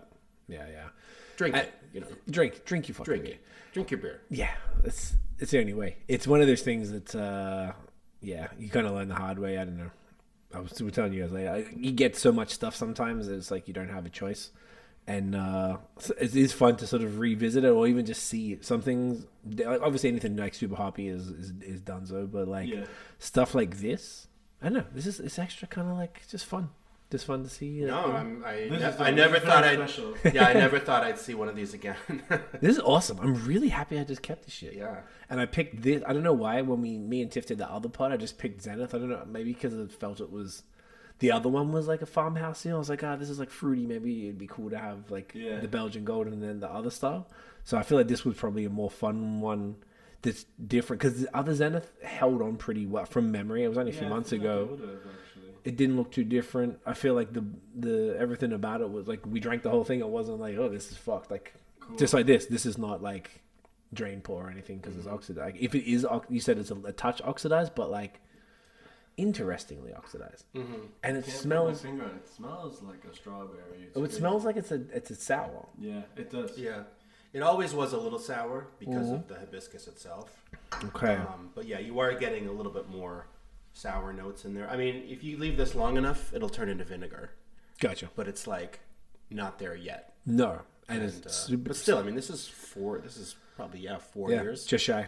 4 years. Yeah, Easy. which is That's wild. wild. Like, I mean, it's not meant to last that long. So No. it is kind of a testament to how That means you guys bit of bottled a it. job we did bottle. Yeah, it. you guys did really well. Yeah. It's probably. I'm very happy. Then this is actually even cooler. That you guys didn't have. I just kind of assumed that a lot of people like would have. Let me just keep one of these downstairs, one of everything, full, like whatever the fuck. Most of my collab. Yeah, we would sell it, drink it, Drink it. come back, buy some more. Yeah. Gotcha. And I guess by the time that all the decisions had been made to wrap it up at the physical space, all of these were long gone. I mean, our model never made sense to bottle. I mean, No, it was totally about we wanted people to come in, drink the beers in house. Definitely a space. We for were that. we were a brew pub, Yeah. and we needed that aspect of people sitting there drinking beer, ordering food. Yeah. So we did what we had to do to survive for COVID, which was bottling beer, but it wasn't. That's why we didn't kind of keep it going generally. Right. When we had the opportunity to reopen. That makes sense. From a consumer side, it was so fun because, like, just kind of what you said, like, you guys were a brew pub. 100% of everybody's experience up until fucking March 2020 were sitting down at that bar with the pennies under it and enjoying whatever it had on tap, and being able to experience. I think I remember I must have on the pod. Like I remember tripping out. Like this is weird drinking these beers. I think I basically had all of them before. I would say most of them, and then drinking them at home. It was such a strange thing when like a brew pub packaged, and obviously it's extenuating circumstances, but it was very cool, and it was like obviously a lot of things have changed now. That's why it's even cooler now that this was like a time capsule, I guess, of that particular snapshot of maybe 2 years. How long did you bottle for? Was it the full 2 years or till things kind of opened? Until we could reopen fully. Pretty much. When did you reopen fully? It would have been early 2022, yeah? Because The last bottle we did was halftime. Oh yeah. And Which was Saison. okay, And that would have been tail end of summer. Like 20 Raptors in the playoffs kind of. 2021. I think so. That means you did them for like a year or so. Oh yeah. Oh, so it wasn't long. Like it wasn't the Not whole really, pandemic time. No, because then as soon as we officially reopened, I think we looked into contract brewing to have some cans available for people to take to go, to basically create like a. Oh, you want to do that? Yeah, sorry, boys. We're saying about. Oh, you're looking into contract brewing. We were looking at contract brewing because when we reopened, we're like, it would be cool if we still had that aspect for people to come to Laylow, enjoy the beer, and say, hey, if you like the Northern Touch, we actually have it to go if you want to buy some. And then we were only available in, let's say, 6 bars in our radius in the neighborhood, just so it created a bit more conversation with the community to be like, oh, what's this from? Bring And then people our in. friends who own those bars at like Tyler at La Piscina could be like, oh, Laylow, they're just down the road. You should go check them out after this. Gotcha. But that was it. It was just a couple cans. We did Zenith. You did cans? We did Zenith, Where? Northern, and Lightworks tall cans. Where? All different places. We did. No shit. Why didn't I see We this? did. We did Northern Touch at Grain and Grit. Clifford's. You did a grain and grit. Really? Yeah. Lightworks Shout was outs. that? No. Lightworks is Clifford's. Oh yeah. Grain and Grit was Northern Touch. And Zenith. Oh no, and People's Pint did. People's Pint did Northern as well. And Zenith. Right. No shit. And how long? How big were those runs? Nothing crazy. Yeah, they weren't crazy. A few thousand, like 3,000 cans, something like that. Or these were like The Grain few and hecks? Grit, the Lightworks and the Northern Lightworks from Grain and Grit were both very like they filled our walk-in fridge. Wow, and you Yeah. sold them out of the place. Yeah, like over time, but we got rid of them. They were also Wow. like through to other bars, and like it was good because in Take it the back. in the busy nights, on the busy nights when the beer's flowing off the taps, the late crowd would just get a can. Be easy. Once the tap, just like fuck it. Yeah, they're just like, just give me your cheapest can. And we're like, well, the juice cans is the beer we make here, bud. So it's like, a bit cheaper than it was cheaper to get a pint Then a can. than a can. Of course. But they were like, I just want a can. I'm like, all right. Drink out of the can. And we just people crush cans late at night Wow. from like midnight to 2. Just be cans. Damn. Yeah. I don't know. I feel like I always pay attention to all the things you guys have done over the years, and that is news to me. Yeah, because we also do collaboration, like the Bridge is Over with Bandit Brewery. We did can. Yes, I did the Halo. Yeah. Because the Halo one was I think Halo, we when did we the the Doom. Doom, and we was that around the time of the last pod. It may have been. I definitely would have made sure you got that because I know you would have loved that beer. Did we do that? I think we might have done that during that pod. Maybe Well, we 'cause did, and we just re-released it. Maybe we did like the You did- third version of it I had because third we one. brewed it like every year. I had Doom 3. Yeah. And I had Halo on the pod. They sold, I think, now. To Yeah, someone they're else, gone now. but Yeah, someone else took over. Homeboy was Callum, Yep. and he was mad cool. And I can't remember if I had that on the pod with him or with you guys. We must I have had it with him because we weren't together. Yes, true. So then, no, but like you sent beer, like we do the virtual pods. Oh right, and didn't I ship you beer? at one Yeah, point? that's what happens. Yeah. Well, because of the pods. That's what That's we did. Because we crazy. used to do the pods when we first started. So this was August I 2020. remember, Adam, we were packing that fucking thing. Like- we had never shipped beer before. Yeah, like, so how much you're like- ice or thing? What do we put in here? We had no idea what we were doing. Wrap it up. Wrap it in tape. I don't know. It's We well, went up with a box full of broken. Yeah, that's what we were most worried about. that's only happened once before, but usually it's because of freezing. The freezing kills the thing. So it's like, this is a good time. Like fall and spring are the best times of year to ship. Yeah. Summer, they can explode in the van because it's too hot. And then winter, you can explode as well because it's too cold. But thank you for pointing that out. Yeah, I just saw. Yeah. So like typically what happened during COVID was we were just doing the pods, Tiff and I, because we didn't know what to do. So we were doing them all in person, which is what we had done with you guys in 2017. Up to at the end of 2019, we decided to move it into themed seasons because it was getting kind of like repetitive and kind of boring for us. Yeah. And like we were like, all right, well, you know what? We'll stop these like random ones, and we stopped at episode 159 of that first series. Then we did like a top 10 countdown of like the most downloaded episodes. And then we started a themed season. And the first season was called Against the Grain. And it was just Quebec breweries who were doing haze against, like Quebec were not embracing haze. Like the breweries were so against it. I remember that series. Right. So we did 4. And then we had 2 more planned. And they were planned like March 19th and something, 20 something. Then obviously everything shut down. I think it was like the 15th. So all those got cancelled. So we got 4 into that. Then we're like, fuck. What do we do? Yeah. And I wanted to have like what I called an adjunct series, which was in between making themed seasons. I could just do what I want to keep the pod going, so it's not like dead in between it. And then we just kept going with this. So it was just me and Tiff, and we didn't know what to do. And one time, I had people on all the time and be like, "So what are you drinking?" You're like that. You're drinking your own beer from your brewery, and what have I got? Well, I've got from this brewery, and I'm like, this is weird. Why am I drinking from this? And we're talking about you. Like, doesn't make... Because when we would go there, obviously, we're all drinking the same thing, sitting around a table. And then Nickelbrook did this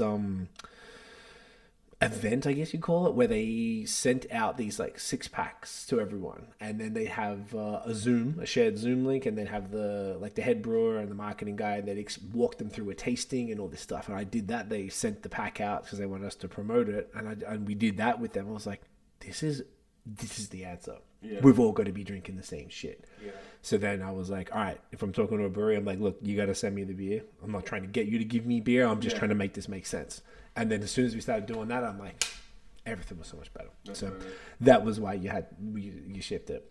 And it was so much better because, right, let's all drink the same thing. And whilst we weren't able to be next to each other like this, like we normally would, then that was the next best thing. You're still experiencing something together at the same time. Thank you. It's exactly, yeah. And then the conversation, the whole intention, the reason we don't edit it, it was like, as if people are, sitting at the next table and listening to us sitting around just yapping, which is keeping it like raw and like, conversational. So anyway, that was why, that's why we do, and that's why I had a couple left from that, because I guess we didn't go through them. So then I must have got the Doom because I knew about that from Halo. Oh, it's going to kill me now to remember how, but I remember that one was fire. And I think I got the Bridges Over too, the bandit one. That was great. Yeah, we had those collabs, and we did one with Rorschach. We did the peach, Phrenology, which was a peach pale ale. It was really good. The root shit. And Shacklands, we did blonde, like the blonde. We just called it. I think it was just a Belgian blonde, but it was all like Frank Ocean vibes. Nice. Okay. And, yeah, the cans were great. All those were like beautiful cans. That's sick. Back. I didn't know you guys did that many collabs. So yeah, there was enough cans in the fridge that was only our cans for the most part, and maybe we had like a cider or a non-alcoholic or something in the fridge as well for options for people.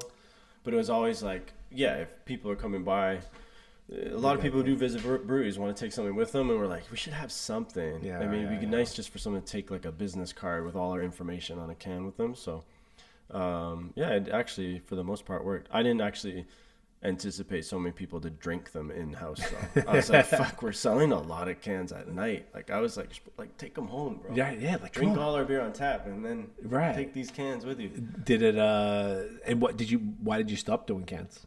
We necessarily didn't even stop. Like we kind of just rolled it out to the end. Like we ran out of the Lightworks tall cans and Northern near the end of closing. So we were like, that's it. Did like you keep any? We talked about it. We're like, should we do another can? I didn't keep any. You guys are so funny. It's funny. We had one tall can of Lightworks left in the fridge, and I put it at the bottom of the fridge because I was like, oh, let's keep this. And then the last 3 days, Adisa came in, who was our chef, who was like the whole point of the Lightworks even happening. And he's like, the way he talks is just like, fuck, I thought it'd be fucking beer to take. And I was like, you know what's fucking crazy? I have one Lightworks left. He's like, oh shit. He's like, why don't I owe you? I'm like, just take it. He's like, oh fuck. And he's like, you know what? I was gonna drink this, but now I'm gonna fucking keep it forever. And it was just like a great moment of like, man, this makes so much sense that We'll drink it in 4 years. Yeah, we'll have it 4 years and see if it tastes. But Yeah, yeah, it was actually really, I don't know, it was kind of beautiful that like he walked in and he was there to buy beer for like the last few days, and yeah, he got the last one. But yeah, no, I didn't keep any cans.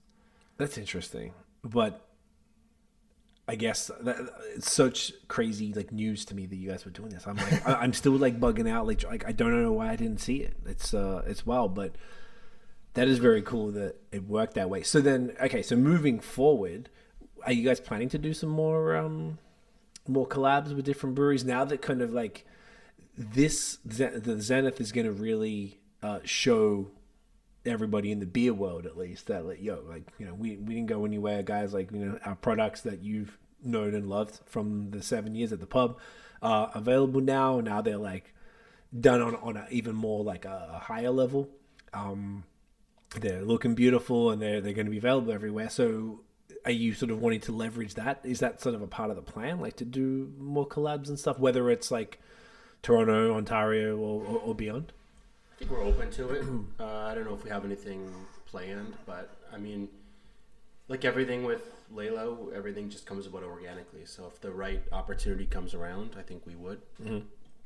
I like that. I don't know if we feel like we need to per se, but I think we're open to it. Okay. If it was the right fit. We've always been open to it. Like, Yeah. we love collaboration. Yeah. And that's like how we've always been. Calm down. Yeah, we're open to it for sure, but we curate everything that we do, you know, the art, the beer. So, you know, we're not just like desperate for content, whether it's merch, whether it's apparel, beer, you know. Gotcha. It's always just has to be the right fit. I like that. So keeping it authentic and like to what you guys were planning to do. I can see it having some value, mostly really of awareness, I guess, to be like one to sort of maybe like further consolidate relationships, I guess, in the scene, whether you're pre-existing or new ones, and then to sort of let people know like, hey, like, you know, we're working with these guys or whatever. Like, you know, maybe even with Avling would probably make the most sense. Absolutely. Probably first and foremost on their side, maybe. Yeah, easily. So there's some there, and then, you know, then it makes sense for the reps if they're selling. If you're going through Avling's like team, then they'd be like, oh, well, you can get this Belgian Golden Ale, but then, you know, we've got this other one that we did with them, which is whatever. I like it, but at least the potential's there. Yeah, so, and you've got a bunch of experience. Yeah. Potential's always there, which is super fun. I love that shit. So then.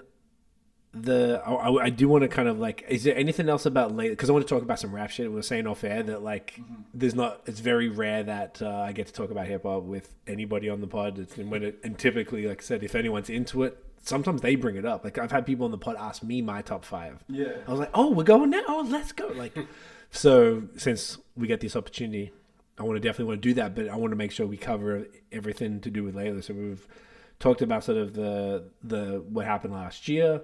The can that's available May 1st, starting in a bunch of bars, Toronto and Hamilton to begin with, and then it's going to keep going from there. Then the web store, the merch that's continuing to come, the, you know, big brand collabs this year. Is there any other things around Laylow as far as like, did we want to make sure we capture? I guess the last thing that's kind of part of like the encompassing beer vibes and homies is the homies aspect, and it's the events. We're having a lot of events. So just in May, we already have the launch party, which is May 3rd, which is at Tapestry in Kensington. Dope. With the 3 OG DJs that have been spinning there since day one. It's B Bad, Mars, and Switch B. Mm-hmm. Just a night of hip hop, and it's an excuse for the entire Laylow family to be together again. Beautiful. And beer will be there. And then we have a collaborative event with Pattern Select, which is like a beat makers showcase collective, headed by Intellex and Astromega and Eric Gordon. They run that whole thing. Mm-hmm. We're throwing that at It's Okay on Queen Street, and that's May 16th on a Thursday. Beer will be available. We have Mix Foley, Junior T, and Works as the 3 producers of that evening. It's a beautiful night, a lot of visuals. We'll have limited edition pattern select Laylow merch, collaborative merch that we've made. Some new hats on the way. And then just looking towards the summer, like working with other venues, a lot of great new venues, a lot of venues that are already like signed up to carry our beer. We're going to be throwing these types of events in those spaces to create awareness for our brand, but also to create awareness for these beautiful venues that exist in the city still. It's getting that community together, an excuse to be together, and we don't necessarily need our space, which is, I think what a lot of people keep asking is how do you do it without the bar, without 1144? And it's because it's the people that make it. So we can be anywhere. The beer is now going to be in a bunch of beautiful spots that we love, and a lot of new spots too. And getting people together is really what it's all about. Having the drinks, talking, and making more plans. So the more people that come to these events, the more events are spurred from it, because we're going to talk about the next events together at these events.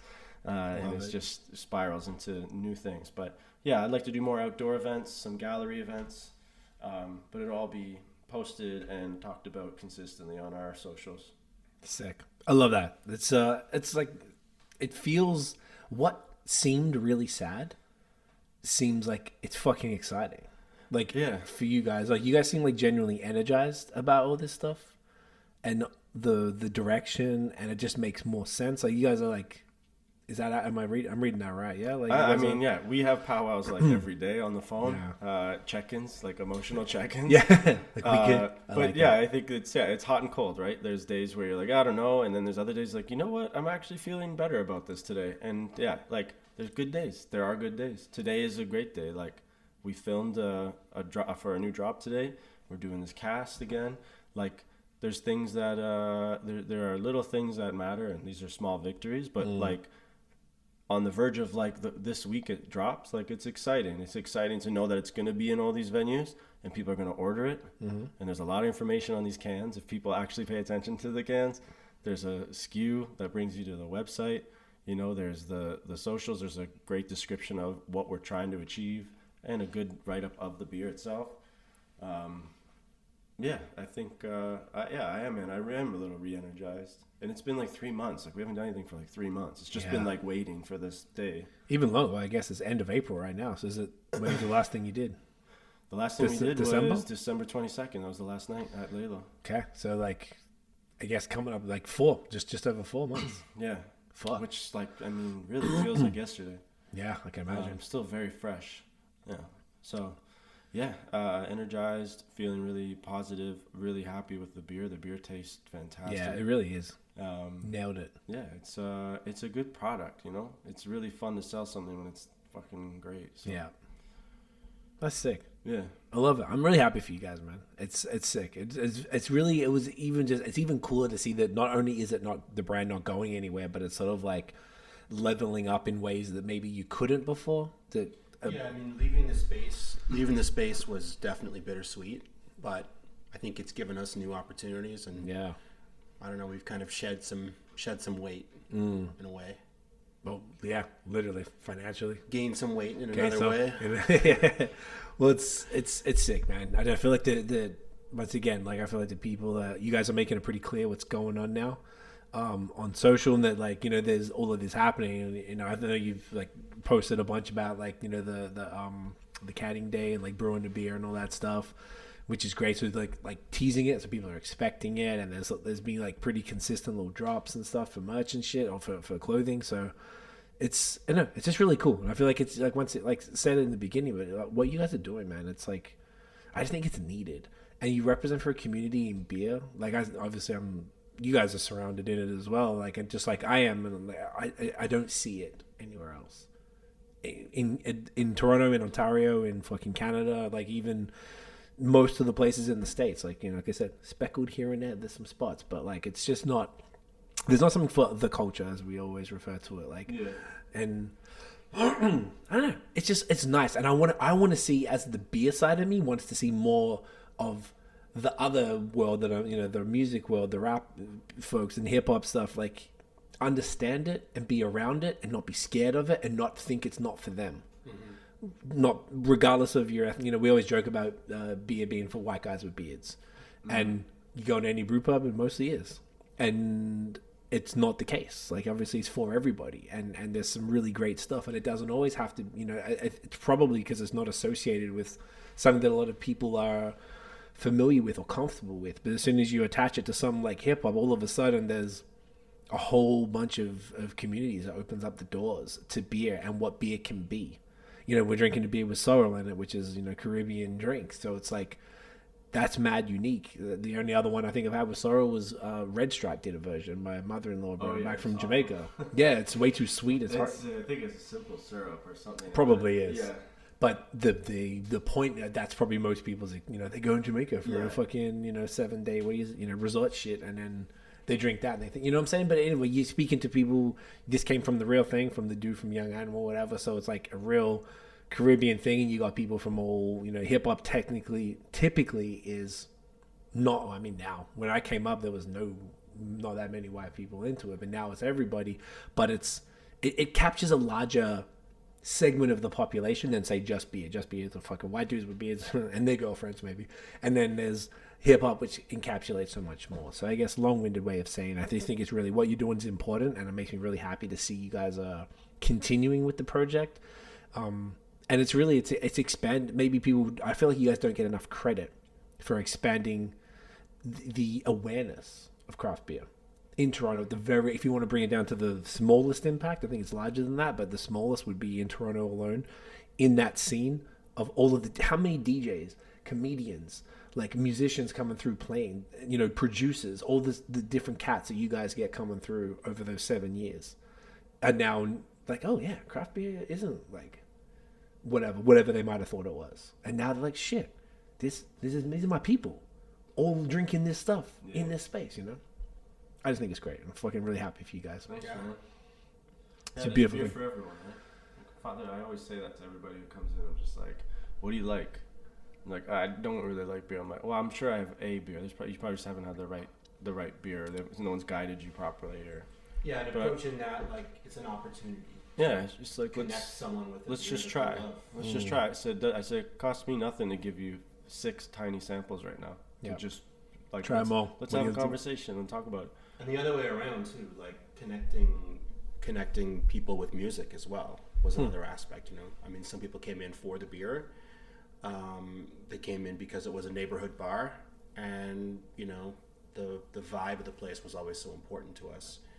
And just creating an environment where people could appreciate great hip hop. Did you feel that the people got put onto hip hop as much as the hip hop cast got put onto beer? I would notice nights that people were like literally Shazamming or coming right up to the bar and asking what this song is, and that was like those were my little wins, because I was making these playlists to grab people's attention, right? To I would blanket or a cake, like layer cake, like Erykah Badu, like the Ari Lennox, Clea Soul, and then Lauryn Hill. But I'd have those 2 main people, and then have these artists that I find are just as, if not more talented than those women. And then people are like, God, that was a great Erykah Badu song. Like, actually, that wasn't Erykah Badu, that was Cleo Soul. Gotcha. And then they leave with what's her name again? And they write it down. And it's great. And then they're like, this is really good. And then I'm like, we have Laylow Radio if you want to listen to our playlists. They're all on Spotify. It was a Venn diagram, right? It's beer and it's hip hop, and I think that I don't know what the name of it is, the part in the middle of the Venn. Yeah. I think it got bigger and bigger, and it got bigger in both directions. More people who came for the beer, they left with maybe a different, I don't know, more grown-up version of hip hop, more mature version. Wasn't that what we always say? It's like hip hop for grown-ups. Yeah. To contrast it with, I think how a lot of people imagine a hip hop venue being, which is more a club.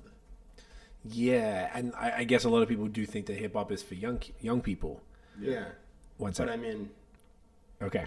Sorry. Yeah, it was all just about, like I said, our general attitude was just creating a space that we would want to go to. And for us, at this point in our life, it's not a club, but we still want to listen to real music and drink real beer. Yep. Yeah. There's best two things possible. And really. so I think that there was a market for that in Toronto, and there still is. It definitely is. Yeah. And it's, particularly I think for like, we're all around basically the same age. So it's like cats like us who don't want to go to a club, like the only place I really personally want to go is a brewery or a beer bar type of place that's kind of low key. And it'd be cool. I don't mind if there's loud music playing and stuff, but like it'd be cool if it's good music and the beer is good. Yeah. Like that's important. And I think that we're more of an underserved crowd. Everything is club and catered towards 22-year-olds. You mentioned earlier, like hip hop has this idea of like, oh, it's for kids, but also like, I mean, hip hop is like what, like conservatively 50 years old. Yeah. As 73. a genre, as a culture. Yeah. Yeah. I mean, comparatively to other genres, it's definitely young, but I feel like it's the one genre where people forget the elders, the people who came before them, and have little respect for that. Whereas like, you might have people listen to rock now, but they know all about Zeppelin and whatever Stones or whatever, or whoever came before them, who, Hendrix and shit. So it's a strange thing. Like, like Tiff's cousin Dan, he loves Future and Drake, but he also loves Nas and Raekwon. And I put him on to Jizza, I put him on to fucking The Roots, like D'Angelo, like all sorts of like, dope music, and he loves that equally as he does Travis Scott and other things like that. And he'll come. So like, you just saying, like, sorry guys, the camera keeps pausing, I'm not sure why. You're just saying, Dan, that like, even though, like Dan is 26, he's into the new shit and the old stuff, and I really appreciate his interest in the old stuff. You just said that he needs something he can call his own. I haven't heard this before. Yeah, I appreciate newer generations' love of new artists, because like you have to think back to like when you were younger and the artists that you thought were on top, and like my homie Marshall and I, like, we fucking loved Mace. When Mace was out, Mace was big. Like we were like, big. I don't care who these rappers are, Mace is number one right now for me. So it's important to be able to claim your favorites and your generation, because I don't know, what does that maybe say too much about a generation that doesn't have any artists to voice a generation? Like, you need to have that. I think it's important. This isn't the first time that people have sat around saying, oh, like, there's no good artists these days. Like, the best artists were in the past. Yeah. And, I mean, they would have said that 20 years ago as well. Yeah. So I think that, you're always gonna have that special emotional connection to music when you're 15, 20, 25, that range. Yeah. I think that's what I may have even said that to Dan before. I may have even had this conversation where I said I was like, I'm not mad at your opinion, because I think it's important that you should like these people as your favorite, because these songs that he's so strung up on, that mean so much to him, are core memories of his life, right? So these songs will hold higher value to him, because when this Drake song came out, I was going through this, or this was the best summer of my life, and that song meant a lot at that time. So I understand like relating life experience to music big time, because there's a lot of songs my dad likes, for example, that mean a lot to me for different reasons, not the same to hit. Like, if my dad hears the Eagles, it's because he was at a party a long time ago, and that's why that shit means so. When we hear it, we're like, fuck yeah, I remember Dad rocking out to this song. That's why we like that song so much. So it's all about, like, it's important I get it, I understand, I just don't like it. Yes. Which is completely fair. And I remember it took me like in 2015, I was releasing an EP, and I saw it keeps coming up in my Facebook memory. It was like, this new EP, words that aren't on it, like fuck up some commas, lean, activist. I was just shitting on everything, and I hated it all so much.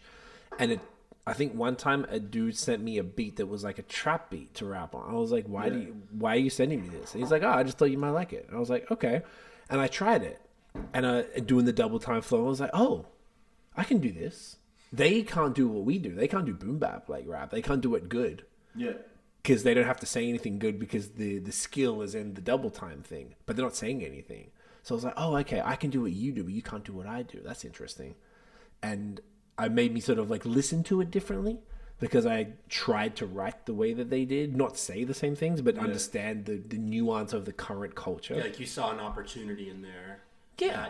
That your context and your experience of music beforehand, gave you and illuminated for you that Correct. Like, they wouldn't have had because they didn't have your experiences.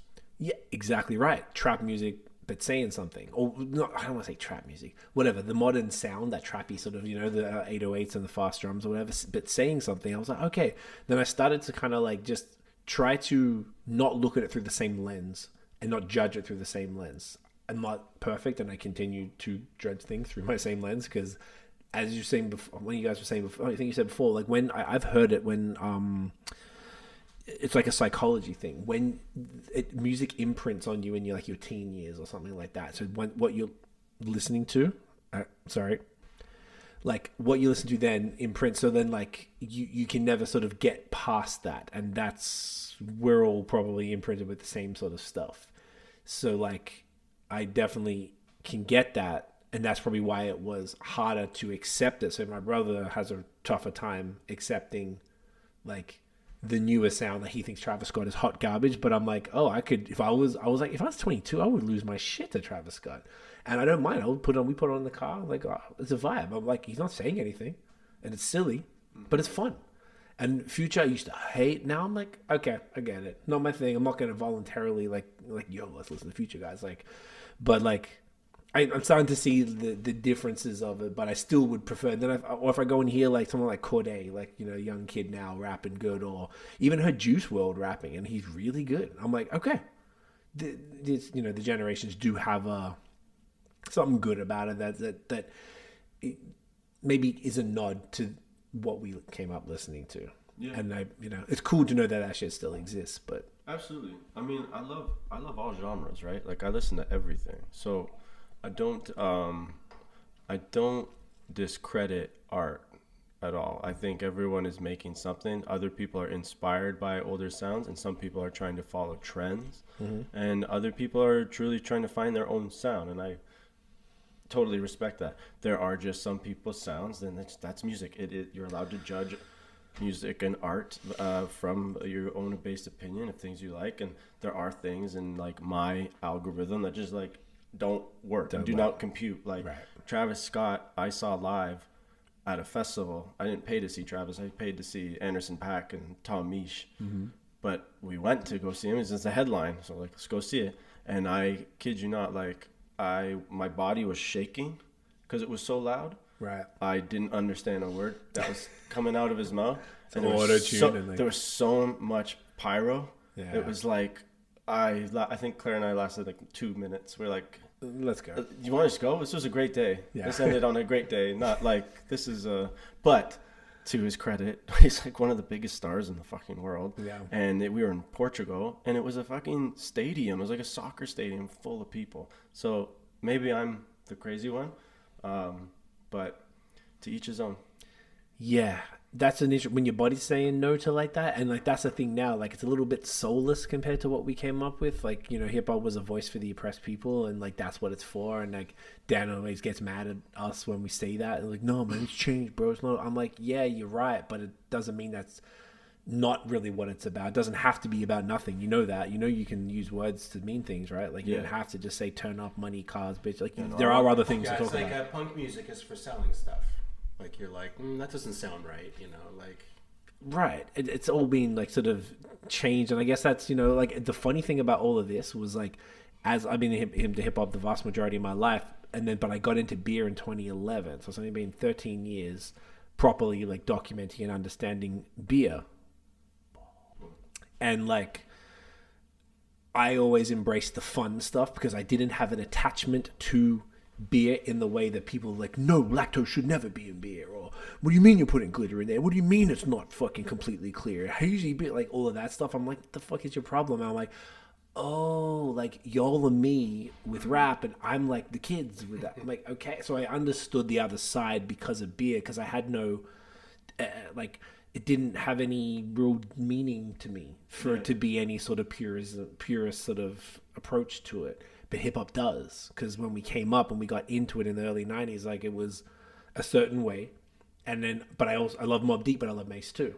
And all my rappity rap friends used to make fun of us because we love Mace or whatever. Yeah. But I'm like, it's still sick to this day. And we put Dan onto Mace, and Dan plays Mace all the time now. And I'm like, bro, that was the shit that the heads gave us shit for listening to. But look at the bars in Mace. Mace has bars.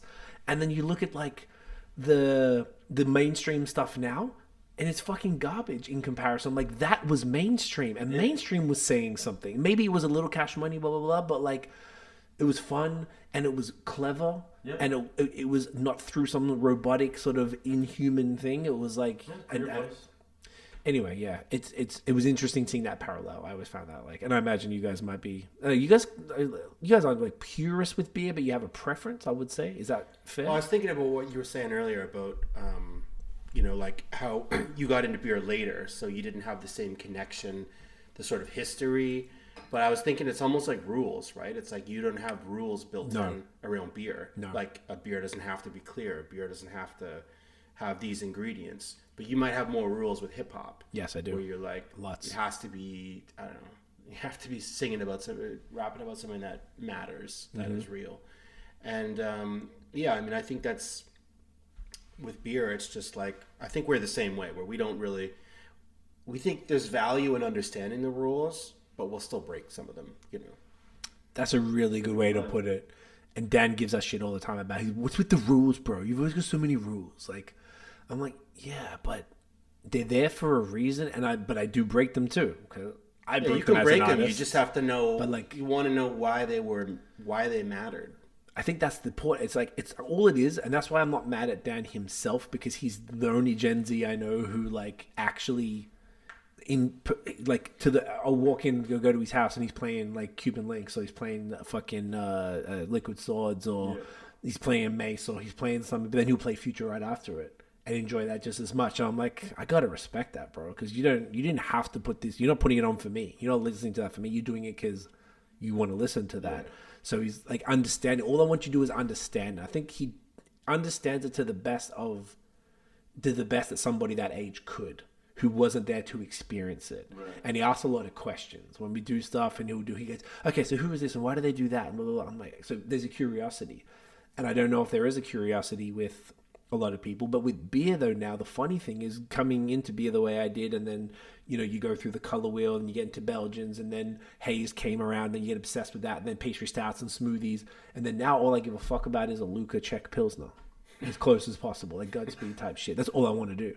If I'm going to go out, that's what I want to do. That's all I care about. Yeah. And I think it's funny as fuck, because I'm like, I'll rock anything. Give me like with a stout with a birthday cake and shit in it, but I would really prefer just that Pilsner now. Yeah. And I actually am more I don't know much about it. So whenever we talk to people on the pod who know about it, I'm like asking more questions, because I feel like that new kid not knowing as much about that particular part of beer. So I see a lot of parallels between hip hop and beer, which is, or at least music and beer. I imagine other genres are the same. It's just I don't know. Oh yeah, for sure. But yeah, I think hip hop is most criticized. Like if because it's pop music now. Yeah. Yeah. Whereas I feel like rock, or I mean, everything else is just so much more broader, where I find that like true hip hop actually does kind of resonate in its own category, and then there's all the genres that have spurred out of hip hop. It's almost like this, what do you call it? Venn diagram? Oh, what was that? Like the Venn diagram thing? The circle diagram? Yeah, Venn. Thank you. Big ups Venn. God damn it, I did this last time. Yeah. Yeah, it's definitely changed a lot. So isolamyl acetate. What does that mean? What is that again? When we did our very first podcast together, Brandon was describing something, and I had no idea what the fuck he was talking about. And it was like isolamyl acetate, and I couldn't say it, and I kept trying to say it. And then I asked you during the pod if you could just put it down when I do this with my hand, and you did. I did. Yeah. Isolamyl acetate. Okay. So you got that. Yeah, I like that. And Brandon just like, you're just murdering it more. Like, he's like, just stop talking. You invented it. You came up with on there. Like isolamyl acetate. I like it. I want some of that. So then the last couple of things I want to wrap up on was the the rap. And look, if you're a beer person watching this and this is too rap for you, I'm sorry, you can tune out. But learn something about this. It's fun. It's different. This rap civil war that's on right now. How do you guys feel about that? Drake versus everybody. I don't really care. Okay. I think without being too controversial, I think Kendrick just said it because he wanted to say it, and that was it. Do you think I don't think Kendrick was looking for a fight, personally. If he was, or if this has anything to do with a rollout of an album, I'm not gonna like that. Okay. Oh, get it? Songs called Like That? I know. Yeah. That's true. Yeah, that's good. And then J. Cole, who was my favorite of all three of these guys. How do you feel about the apology was weird. Yeah. I've read about Joe Budden telling him he should just go after Kanye and redeem himself. Yeah, that would be the best. Which would be amazing. Even though Kanye's a guy. And it's not a secret. I don't like Drake. I don't really like his music. I don't like his voice. My favorite thing about Drake is he's a great Raptors fan. And yeah, I don't care for the beef rap right now. Okay. I don't know why it's a waste. Yeah. I don't think it's needed. Some people think it's needed, but I don't think it just resonates the same as it did. And I sound old. Okay, that's why I was curious to hear what you guys think. Because I miss the old beef. I just why is no one getting shot? I mean, yeah, right. I think just the older beef with Nas and Jay-Z and Cannabis and LL those ones were very real, but then over with. Yeah. These guys and even Kendrick, I think there's just too much showmanship going on with this, and I'm not really a fan of it. It feels very corporate. Yeah. It's kind of like soft. You know what the most gangster diss recently was? Chris Brown to Quavo. Did you hear that? I haven't. It was so good. Yeah. You guys would appreciate it. And it was even funnier because it's the singer. And he was he basically said, rest in peace, Takeoff, everyone wish it was you. I was like, yo, it was the same, Drake's the push-ups one was cleverer if you look at the lyrical breakdowns of them. I've seen dudes break. I'm like, oh, that's referring to this, and Top Dog's taking 50%, blah blah blah. And then Chris Brown's was the equivalent of that's why I fucked your bitch, you fat. It's just it's savage, not clever, but just really mean. And they really hate each other, viciousness, but well written and well delivered. Yeah, I'm like, how is this singing dude doing this? It's incredible. It was the most funnest one to me. So I found it entertaining. Waste of energy, as you said, for sure. Yeah. But entertaining. And now it's interesting because Dan loved J. Cole and now he's just I can't. He's he's just he's fuck him, he's a pussy hole. He doesn't want to have nothing to do with him. I mean, when you go after the king, it's well, don't apologize. And the other thing we have big beef about was Drake not claiming the song because it took him 7 days to claim it because it was leaked and it sounded AI and there's two versions of it. Then there was a second version that I think he recorded it and then ran it through an AI filter with his own voice and then leaked that through a burner. Then that got people weren't sure. Then they put the other version out. And then he started doing the trolly stuff. He's just a troll. He's trying to be 50 Cent, send the marching band to Magic City or whatever. And then he put it after 7 days, and now the beef. Dan thinks it's fine. He didn't he thinks he claimed it by posting the stories. I'm like, that's not claiming it. Claiming it is being a man standing with your chest. I said this and what. Yeah. And everybody else, Kendrick's one was on the Future album, and then fucking the Rocky diss was on the second Future album, and then the Weeknd said it, and then fucking Chris Brown puts his shit out with his chat. I'm Drake couldn't even accept it. It's funny. It's all semantics really, but that's the beef we have right now. It was more if Drake is claiming it, so now we're always joking about people claiming things. It just feels... It's silly, I know. So silly. I mean, are these grown-ass men? I don't know. Are they? I don't know. How old are most of them? They have a lot of money to be arguing about mid nothing. to late 30s. I mean, and would I want my friends battling, all my music friends? Would I enjoy it? Probably not. I probably wouldn't enjoy it if it was real. If it was real. Yeah, it's hard to sort of tell. It's just a circus. I think, yeah, hip-hop's become that, It's a bit of a mess in social media and how much access there is to these people every day. And I don't want to know about your life. I don't want to know about your daily. I just want to hear your music. Yeah. And if I were to pick, I'd still pick Kendrick and Cole.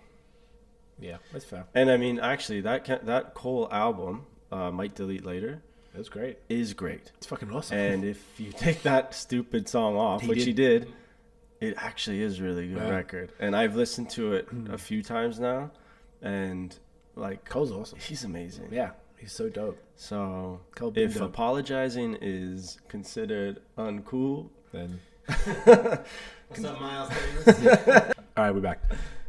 Big up. Yeah, I see what you mean.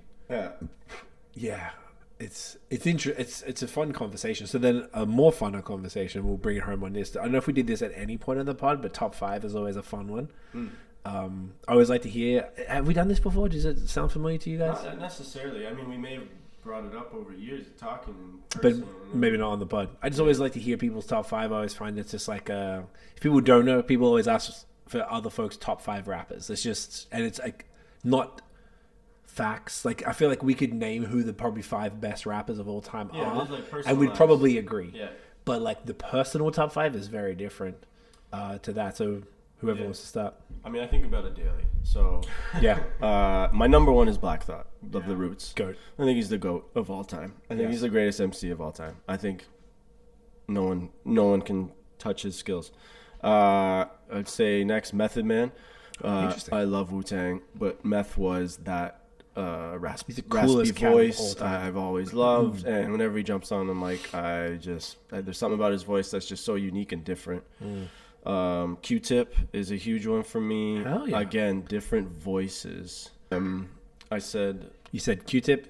Q-Tip, yeah, Tribe Called Quest. High nasally voice, just fucking cool. No one sounds like him, and he doesn't have to pretend to make that voice. Yeah, Next, I would say Mos Def. I'm a huge Mos Def fan. I've always loved Mos Def.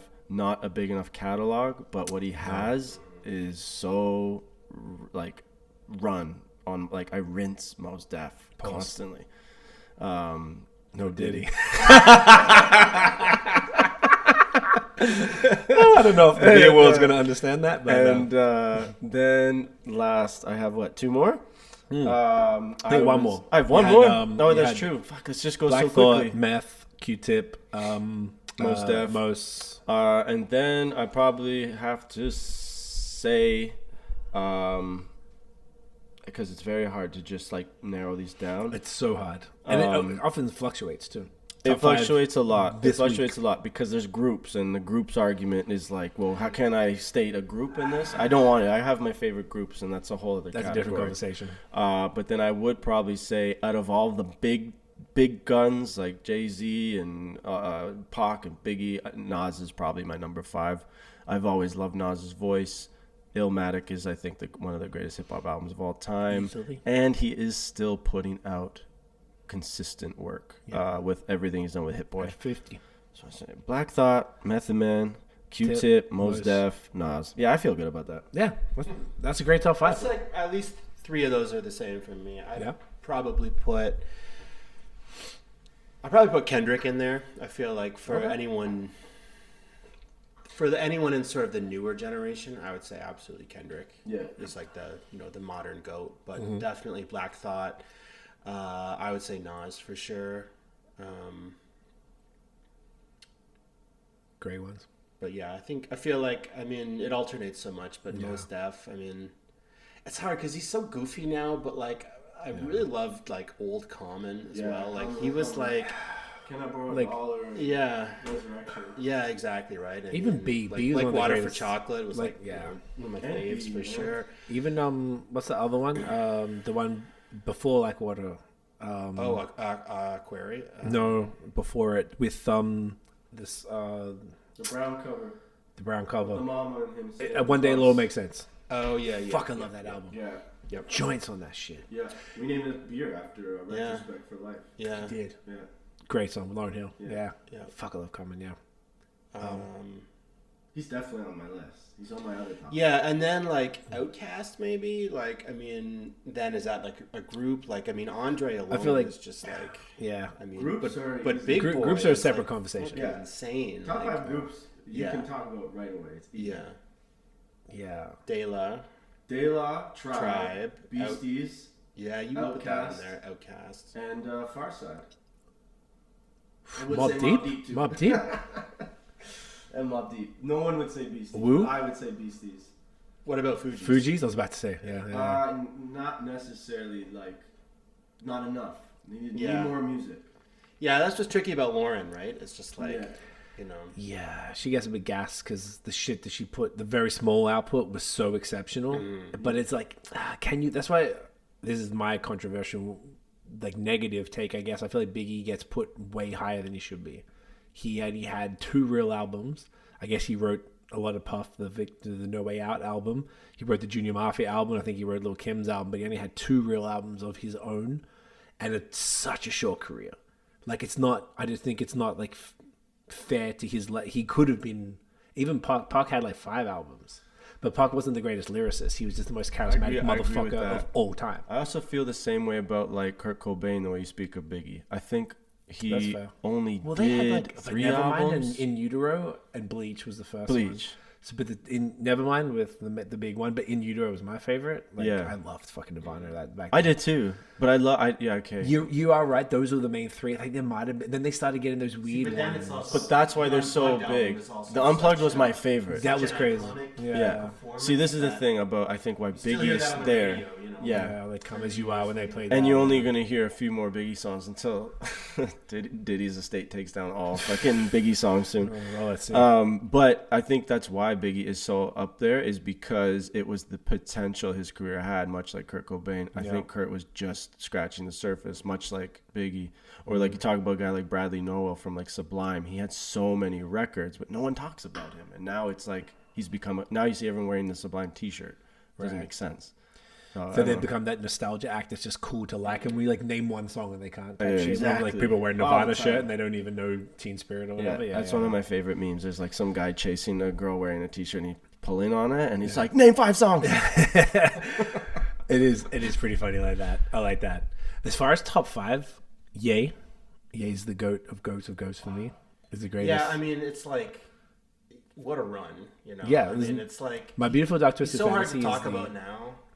But like, yeah, he's my problematic fave, and I got like 30 pairs of Yeezys downstairs. All my clothes, I just ordered more Yeezys. I mean, today. I know it's like it's not everyone's fave, but like Graduation is probably one of my favorite records. I mean, those first 3 records. College Dropout is Actually, the best. Late Registration, I loved them all the way College up to 808s. Jesus was the last. Jesus one. was the last. Then after Jesus was like Pablo. Pablo was crazy. Pablo is fucking. Do you know what's the most underrated? Jesus is After King. Pablo, but guys, that alone is enough. And then the downfall started when he started with Kardashian and all that shit. But not to say that they're like, you know, something's wrong with that family. There's obviously something. No, but I mean, like if he died in 2014, it would be no doubt that he's like one of the. Top you 5 get like of all change time. the awards. Yeah. the change Grammys everything. would be called the Kanye's. I mean, they would literally change it. But because of his downfall, it's really hard to like him. And like even his most recent shit, like he is such a trash rapper now. I don't know what's happening. I don't think he's not writing it.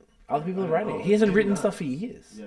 I don't think he doesn't make the beats no more. No one. He's too like, you get to that level, you don't do anything anymore. So that's kind of how I feel about Jay-Z as well. Where I'm just Yeah, Jay's stuff, new stuff. The what was the God Did verse was pretty sweet. Like the 4-minute verse was pretty dope. Yeah, on so college shit. 444 was amazing for all dads. For 444 all dads. That was like have a glass of wine and listen to Jay-Z. Yeah, it was still had some mid songs on it, but overall it was great. But yeah, Ye is. I understand he's problematic. He says some shit. He's less wrong than people make him out to be. He has a lot of good points. The worst messenger on the planet. Like no one is worse than Kanye at saying stuff. But what he did for fashion, like, is insane. And how fronted on, like the actual, like the designs, the 350 V2 is the sexiest shoe of all time. I never cared about fashion and nothing. I got so much stuff from all the best hoodie of all time is the Yeezy Gap. The perfect hoodie is perfect. It's double layered. It's the greatest thing ever. Yeah.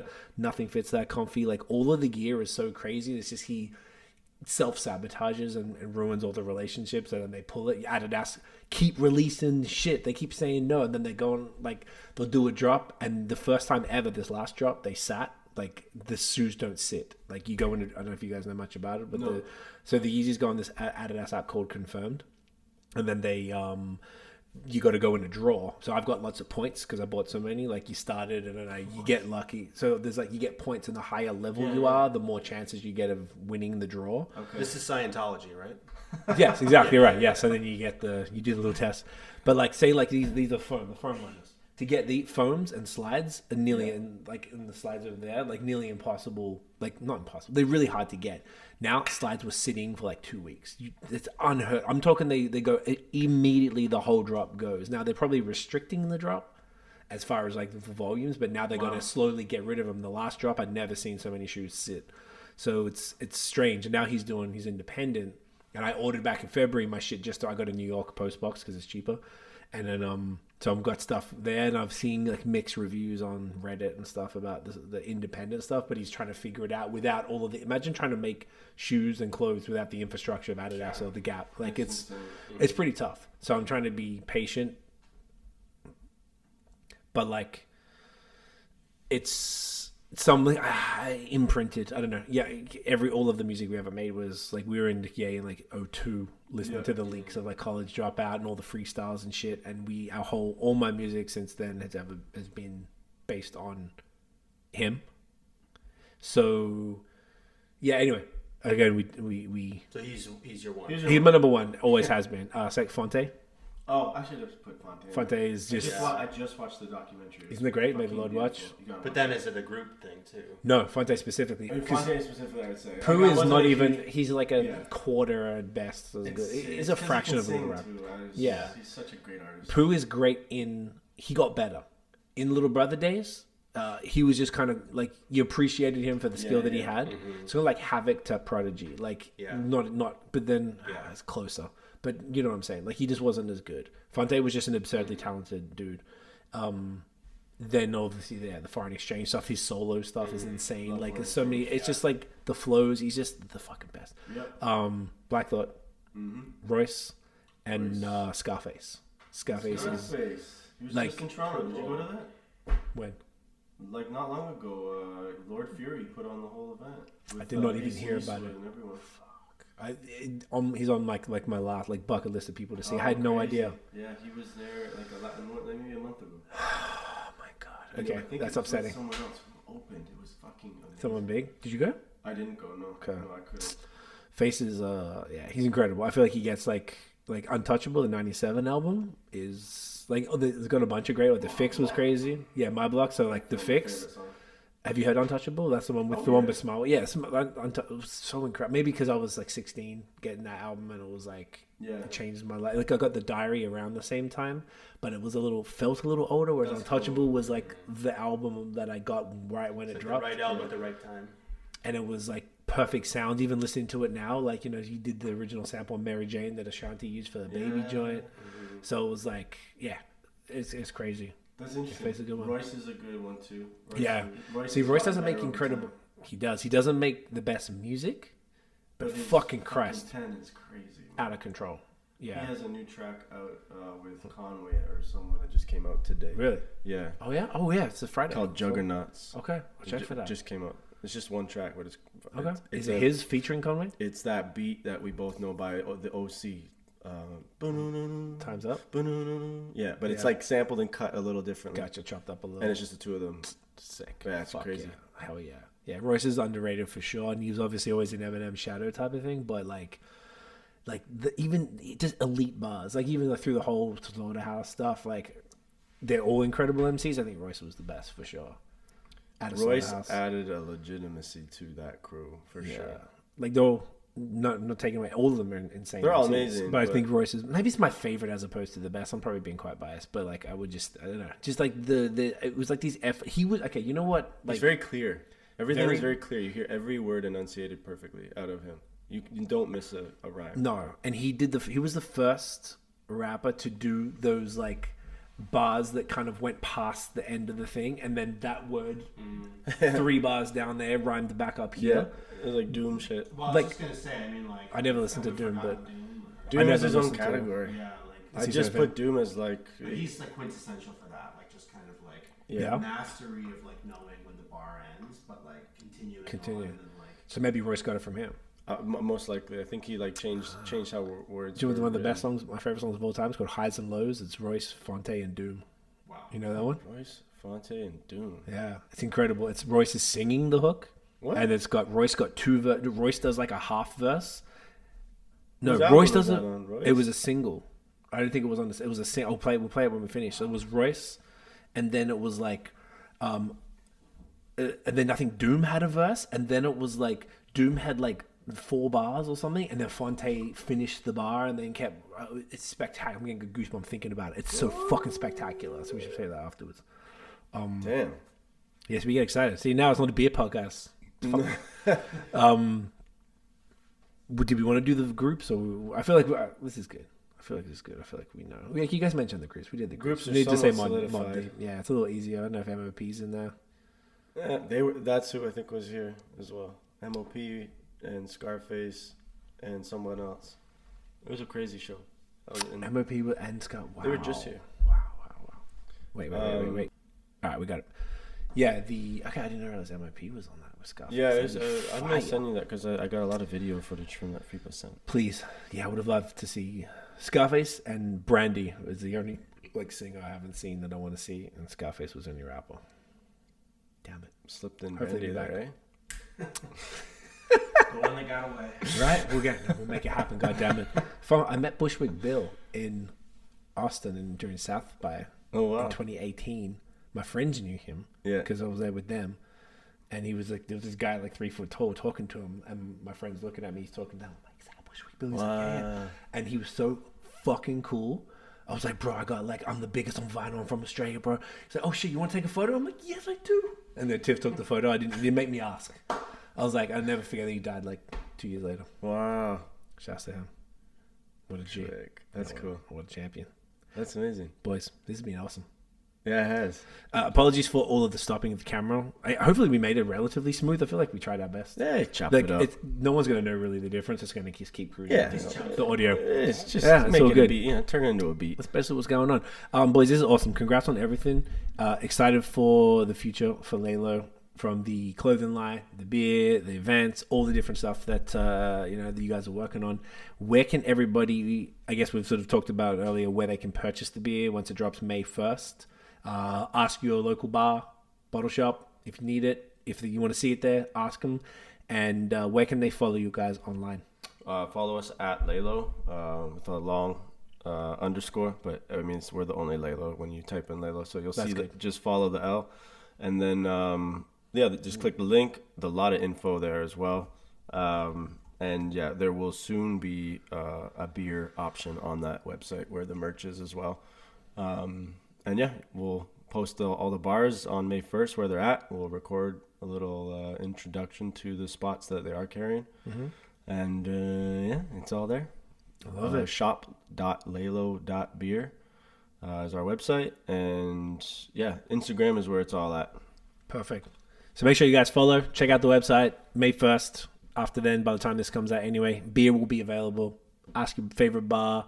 Ask your favorite bottle shop and buy that shit online. Boys, thank you so much for hanging out. We'll wrap this up and we'll listen to Fonte. Okay. God damn it. Guys, thank you for watching and listening. If you enjoyed the episode, smash the thumbs up, hit subscribe below, hit that notification bell so you know when the new drops. Follow us everywhere at BAOS Podcast. Check out the long form audio, Spotify, Apple Podcasts. We got the videos on Spotify now so you can see these pretty ass faces. Talk about craft beer every week. Guys, we'll see you in the next one. Peace. Peace.